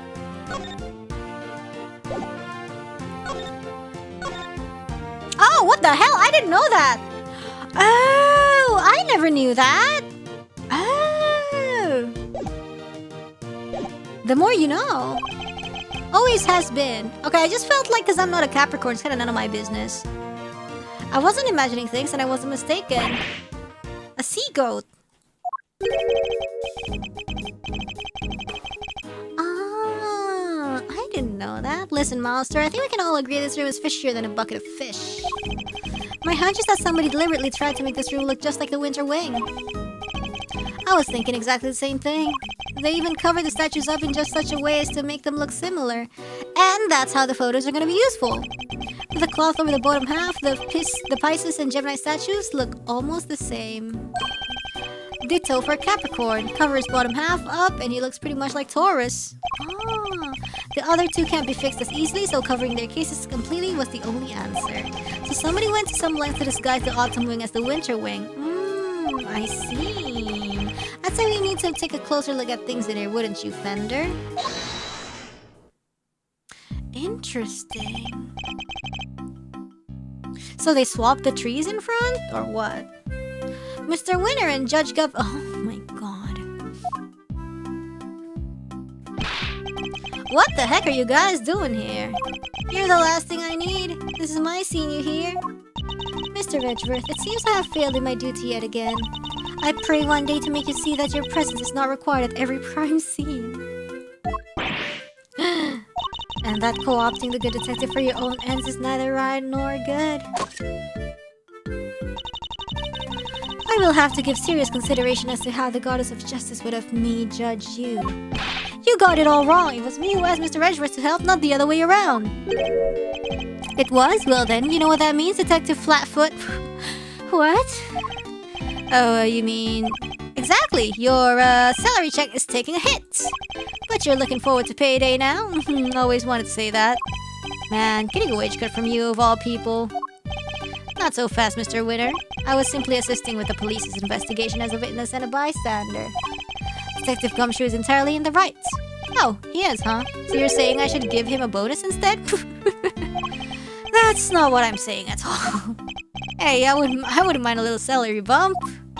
Your compassion and generosity are truly heartwarming, Eustace, but we must take into account past transgressions when making judgments that concern the future. She just said no. And I hereby judge Mr. Edgeworth and his associates unfit to tread the hallowed ground of this scene. Oh, what? What? But we only just got here! The goddess of justice has conferred her blessings on Eustace and Eustace alone. By which you mean this is Mr. Winter's case? That's exactly what she means. It's time for the warm-up act to get off the stage. After all, I solved this one already. I have a suspect lined up and everything. What did you say? A suspect? Already? Who? Who else but your artist friend? Oh, of course it's him. Huh? Me? Me? What's going on, Edgy? Your guess is as good as mine. I can't even begin to imagine how the boy's mind works. Unsurprising that you like the attitude to understand the winning mindset. Like the attitude? Something tells me he doesn't know the real winning turn of phrase. Well put, Eustace. Mr. Edgeworth does indeed like a certain aptitude. Yeah, exactly. Where's your aptitude, smart guy? Wow, he's totally shameless. Underestimate my information gathering skills at your own peril. Before we came here, we dropped by the medical room to ask the doctor there a few questions. And he told me where the poison gas came from. And where might that have been? It was, is this chemical you find everywhere, can't think of the name just now, what? Wait there a second, let me just call him real quick. Perhaps I can answer your question while Eustace is on the telephone. Well, let him make the call if you know the answer. The gas was created by mixing two specific chemicals. Ubiquium and asphyxion. Sure. What kind of chemicals are there? Ubiquium is the red liquid used in all manner of everyday products. Oh, the tears! Paint and dishwashing liquids, among various others, on its own is entirely benign. So it's something anyone could get their hands on? Precisely, but the same cannot be said for asphyxion. That sounds nasty. What it's used for? It's the main ingredient in a product called Infesticide Ultra. It is pure white in color and is unavailable to the average consumer. Pharmacist? In fact, it is nigh impossible for members of the public to obtain it here in this country. As such, we are currently investigating where it might have come from. I guess like ammonia in bleach? Oh, and that's why when they're mixed, they turn pink. I'm back, and I know the name of the chemical now. Don't waste your breath. Judge Cavell informed us already. Huh? Oh, great. That'll make this quicker, I guess. So the source of the gas, ubiquium, is used in paint and stuff, right? And there was somebody here at the gallery today who brought paints with them. Your friend, the artist. You can't accuse me just because of that. Objection to the paints on that palette in your hand. Edgy, is this kid okay? He seems a little... Indeed, I haven't known him long, but he's a little prone to jumping to the wrong conclusions. Hey, quit talking about me like I'm not even here. Ignore them, Eustace. They're simply intimidated by you, nothing more. Why not give them yet another reason to fear you with one of your winning deductions? Winning? Yeah, good idea. Get a load of this, losers. Oh my god. Even Laurice is calling him dumb. Our friend the artist here won the race to find the victim and was first on the scene, correct? And the gas the victim was poisoned with is made from ubiquium, which as we know is found in paint. He was carrying paint on his person and he was one winning stride away from the victim, which surely makes him the winner on our list of suspects.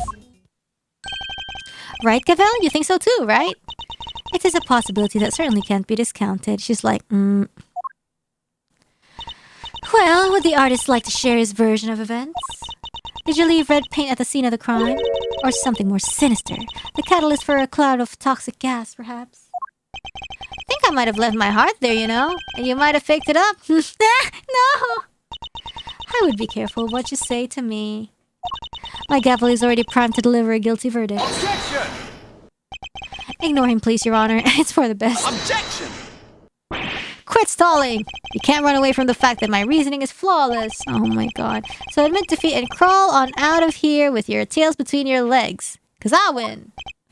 I have better things to do than pick holes in your faulty logic, but I don't suppose I have much choice. Crazy. Alright.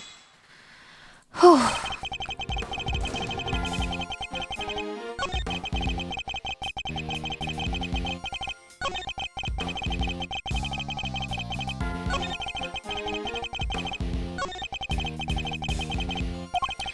So his reasoning is likely to be based on a flawed assumption. He even phoned the other guy and he still got it wrong somehow. Okay, it's a waste of all our time. Alright,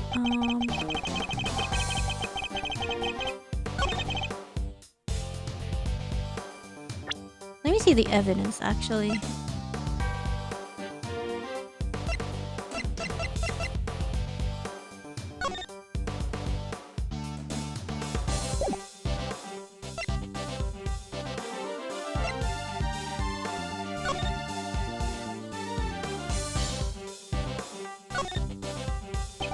This must be the switches that change color of the cloth.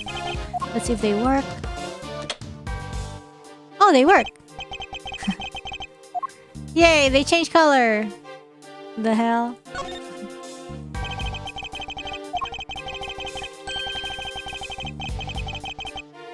Indeed. But what does that have to do with the case? Interesting.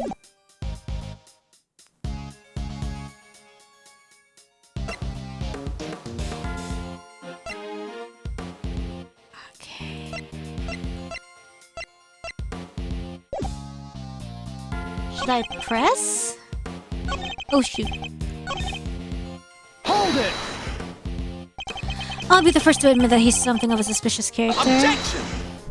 I'm gonna save after this one, I think. First to admit? Are you trying to beat me to it? But you can't, because I'm the winner. I'm the first rate, always. Huh? I'm a first rate artist, you say? Larry, I don't need you to make this any more convoluted than it already is. Please, Mr. Winner, just continue. Okay.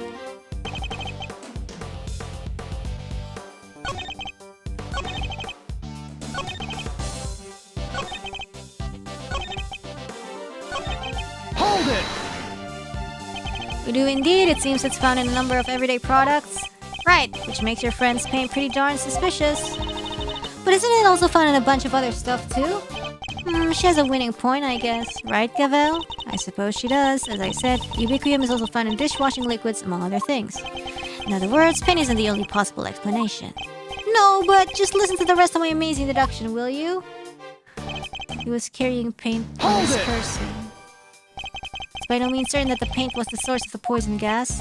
Well, it's by no means certain that it wasn't either. Was that supposed to sound clever? Copying Mr. Edgeworth's speaking styles in a shortcut to looking cool, you know? You make it sound as if you think there's something wrong with how I speak.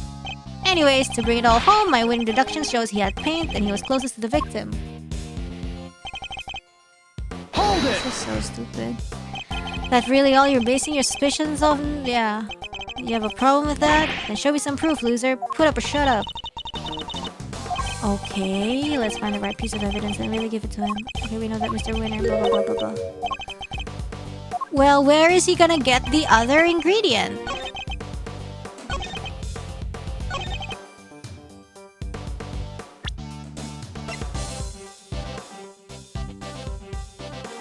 But which statement to press? But which statement to present it? Well, I guess this one? Objection! Okay.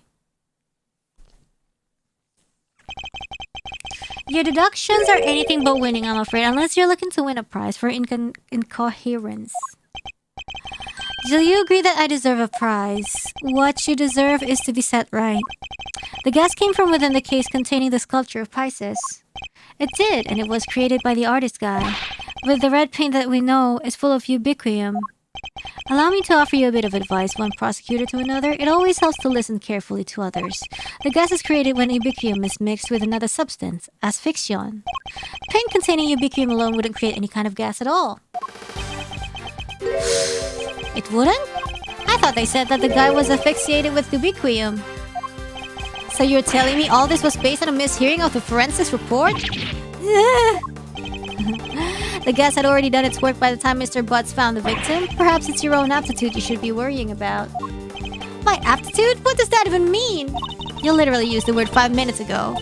It means one's ability or how suited one is to a particular task, Eustace. And attitude, the other word you misused only minutes ago as well, is another thing entirely. I get what you're doing. You're making fun of me again. What I am doing is demonstrating that you do not have the aptitude required to head up this investigation. Oof. Overruled. That's kind of mean. Before you go any further, you might wish to consider some of the flaws in your own statements. And what flaws might those be? Firstly, that you cannot prove your artist friend did not enter the autumn wing. That's... And secondly, that you cannot prove the red paint did not have something to do with the crime. But the paint isn't important on its own, surely. What's important is the combination of the red ubiquium with the white asphyxion. How exactly were the two substances introduced to one another? Surely we need to figure that out before anything else. Indeed we do. And that is what Eustace will be investigating next. Or what he would already be investigating had you not been here making needless trouble. We are not here to make trouble. Quite the opposite, in fact. We're here to help. Are you saying you know how the gas was made? I don't believe you. I can certainly point you towards a vital clue as to how it was done. He is bluffing, Eustace. Ignore him. It's fine, Gavel. He's clearly lying. Might as well let him talk himself even further into a corner. So confident for someone so wrong. If you are sure. Come on then, show me what you got. What shows how the gas was created? What the freaky? This one? Take that! You're saying this somehow shows us how the chemicals were mixed to make the poison gas? That's exactly what I'm saying, yes. Thank you for noticing. Well, they do say I have a good eye. The red tears Mr. Butts saw, that was the ubiquium. Wait a second. You're saying the statue cried the stuff out? What, so our culprit is some kind of evil spirit? Yes. How much time am I going to have to waste taking him through this step by step? The red tears alone would not have been enough to create the gas. They must have mixed with something else inside that case. What? And what evidence do you have that's what happened? The evidence is right there in the sketch I just showed you. I need to point out the part that shows that the two liquids had mixed together. This part. Take that! Observe the pool of pink liquid beneath the Pisces statue's glass case. This clearly shows that the two chemicals mixed. What? Wait, I don't get it. How does that prove that some ubiquium mixed with some asphyxion? We have an artist with us. Why don't we ask him? Larry, you claim to be something of a painter. I imagine you have some experience mixing colors. What happens when you mix red and white? Don't treat me like a dumb edgy. I didn't graduate from junior high, you know? Any idiot knows that red and white make pink. I mean, there's variations. You got your rose pinks and your baby pinks. Hold it! That will be more than enough, thank you. Do you see what I'm getting at now, Mr. Winner? Oh, I think I do. Ubiquium is red, asphyxion is white. Mix the two together, and you get pink. That's what the pink liquid is. Yes, very good. We got there in the end. Yes, interesting. I think you finally convinced him. Overruled! Mr. Edgeworth, you have raised the possibility, nothing more. We cannot know for sure that this shows the result of the two chemicals having mixed. And besides, the sketch you were attempting to enter as evidence was drawn by a suspect. How can we possibly hope to rely on its veracity? Hey, I drew everything exactly as I saw it. A true artist never lies or embellishes the truth. Forgive me, but I did not ask for your opinion. Oof, she's a cold one, but I like it. You may rest assured, Your Honor, that I mean to prove my theory to all of our satisfaction. Overruled! It may not be wise to jeopardize your position any further, Mr. Edgeworth. Especially as there is another question to which you have yet to provide a satisfactory answer. How can you prove that this man did not enter the autumn wing? Until you are able to, there is a little more to discuss. Wait, maybe the victim could help us out with that? Mr. Gusto, he is still unconscious and in critical condition. He is? Oh. The mouse movement. Sorry, my bad. Ow! Now, if you don't mind, Eustace needs to carry out his own investigation of this area. If you would be so kind as to leave him in peace. The helly? What? For the presiding judge's sake, I pray to the goddess that you need not ever be summoned to testify. Oh, man. Oh, man. Now then, is there something you wish to say, Mr. Artist? If you could just hold that pose for a moment there, Miss Ice Queen. I am Justice Verity Gavel, and I would be grateful if you would dispense with the childish epithets. Oh ho, finally she tells me her name. Nice to meet you, Verity. Name's Loris Doneem, but you can call me Loris. If you could stop wasting the court's time, Mr. Doneem. Oh yeah, sorry, it's just, there's something I forgot to mention. The door was locked. I tried to open it and then the old guy came tumbling out. It does appear that the door can be unlocked from the inside. However, that does not necessarily mean that it was locked at the time as you claim. Without proof, your statement carries little weight, I'm afraid. Objection! Well, as it happens, I can back our pal here up on that.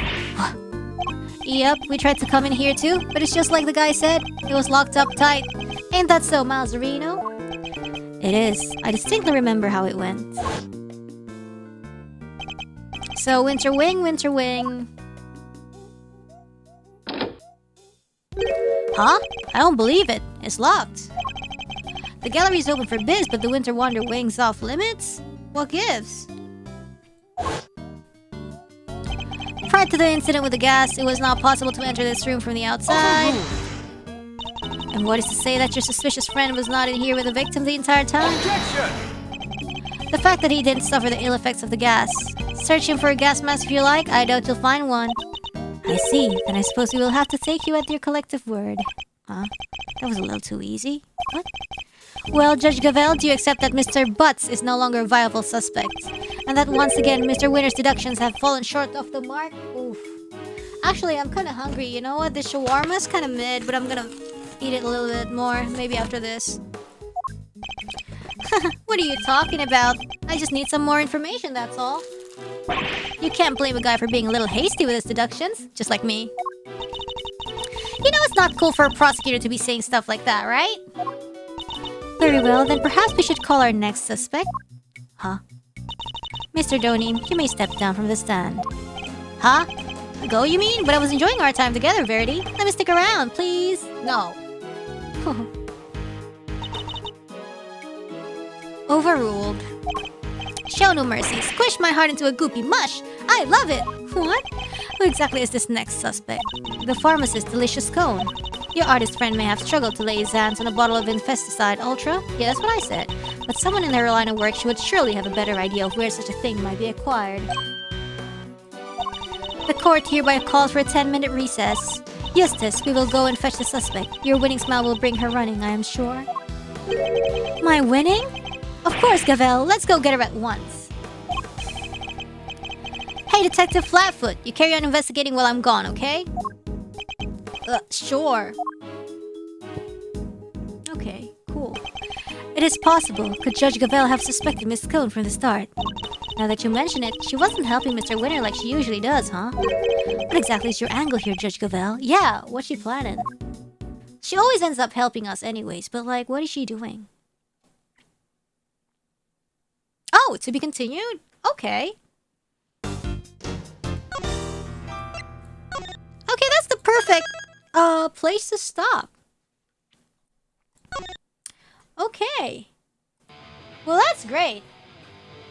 What do you guys think about the case? I like it so far. So probably like we move back past, future, and like the IS-7 incident, there's gotta be some explanation to that. It might have been too late from Gregory, but like we can, you know, there's like a link between like the 18 years ago and the now case. I would expect it to be like that. I do like the setting and the characters as well. It's very, I like the characters in this one more than the witnesses in the second case, I can confidently say. I like the vibes much more than the jail. Me too, honestly. You attempted to eat the castle too? I wasn't. Anyways, I'm really hungry actually, so I might just like end the stream and like eat and then like sleep. Well, not soon, not immediately, but yeah. So I guess we're just gonna move on to super chat reading. Thank you very much. You're happy to see Larry? No, not really. We have Slot the Shadows. Maybe they give an incident name to everything Gregory Edgeworth did, and at some point they're going to be like, do you remember 15 years ago the SG incident? Gregory dropped his sandwich and had to order another one. Nice. Yeah, makes me curious. What actually happened, right? There has to be a connection. Non-square pixels, isn't it wild that 18 years ago some people were younger? For real, for real. I like seeing 18 years ago Eddie though. You know, the contrast of his character then and now. He's grown into a ripe young detective. Just saw the shadow. Sometimes connection is too American for me too. Someday it's going to be Square Dance moves, Midwestern foods, hip-hop artists containing a handgun ammo caliber, and streets in Gary, Indiana. That is so crazy. Yeah, he grew up of paper eating. That's great. We have Dino, super chat for you. You're welcome. Thank you so much, Dino. 456 Legion. Thank you. We have Anton M. Font Karma is somewhat of a confectioner himself. I guess so. The art of making shit up. We have Andrew BRX. Scone is just so girl and clumsy. You can overlook one murder, right? No, she. Maybe it's not her. You guys never know. Blue Supers from Salt the Shadows. Nicholas M. Jello Noel. Jacob 47. Thank you. Yes. We have Anton M. We managed to connect Pleiades and Subaru. They're the same thing. I didn't know that. Today I learned that Capricorn is a sea goat as well. I didn't know. I thought he was like a regular goat or whatever. If Anton M, Larry and Winner could be a Dumb and Dumber duo. No, please. I actually like Scone. Yeah, Scone's great. Yes. We're just like touching the tip of the iceberg of the past and the tip of the iceberg of the future. I mean, the present time. So, two cases are gonna unfold at the same case. I'm excited. Who's dumber in that scenario? I would think Eustace. We have Slot the Shadows. Larry and Winner are like ubiquium and asphyxion. You mix them together and the cocktail of unwarranted confidence and absolute incompetence becomes suffocating. When you say it like that. Alright, then we have Anton M. It just hit me. We never seen Gumshoe in AA4+. Hope he makes it through this game. Bro became so reckless, rushing into toxic gas room and stuff. Really? Is that so? He's surely he's alive and well, right? Dude, I'm starving. I didn't realize it, but I ate eggs and then I didn't eat lunch, and I ate some kiwis and then I ate the shawarma and then like nothing else. So yeah, maybe I gotta eat more and then I gotta go to bed. Yes. Alright then, thanks so much guys. No stream tomorrow, but I'll see you next week. I gotta learn my Mario Karts. You didn't eat anything after Yabe? No, it's not that it's not about diet. When I say diet, it's just like I watch what I eat, but like usually even I eat more frequently than usual, but like I forgot. Next week's full of Mario Kart. We kind of have to, but we'll see. I don't know. We might be able to like sneak in some stuff. Yeah. Anyways, guys, terima kasih perhatiannya. Thank you very much for your attention. Salam Marakis, everybody. Have a great weekend and bye bye.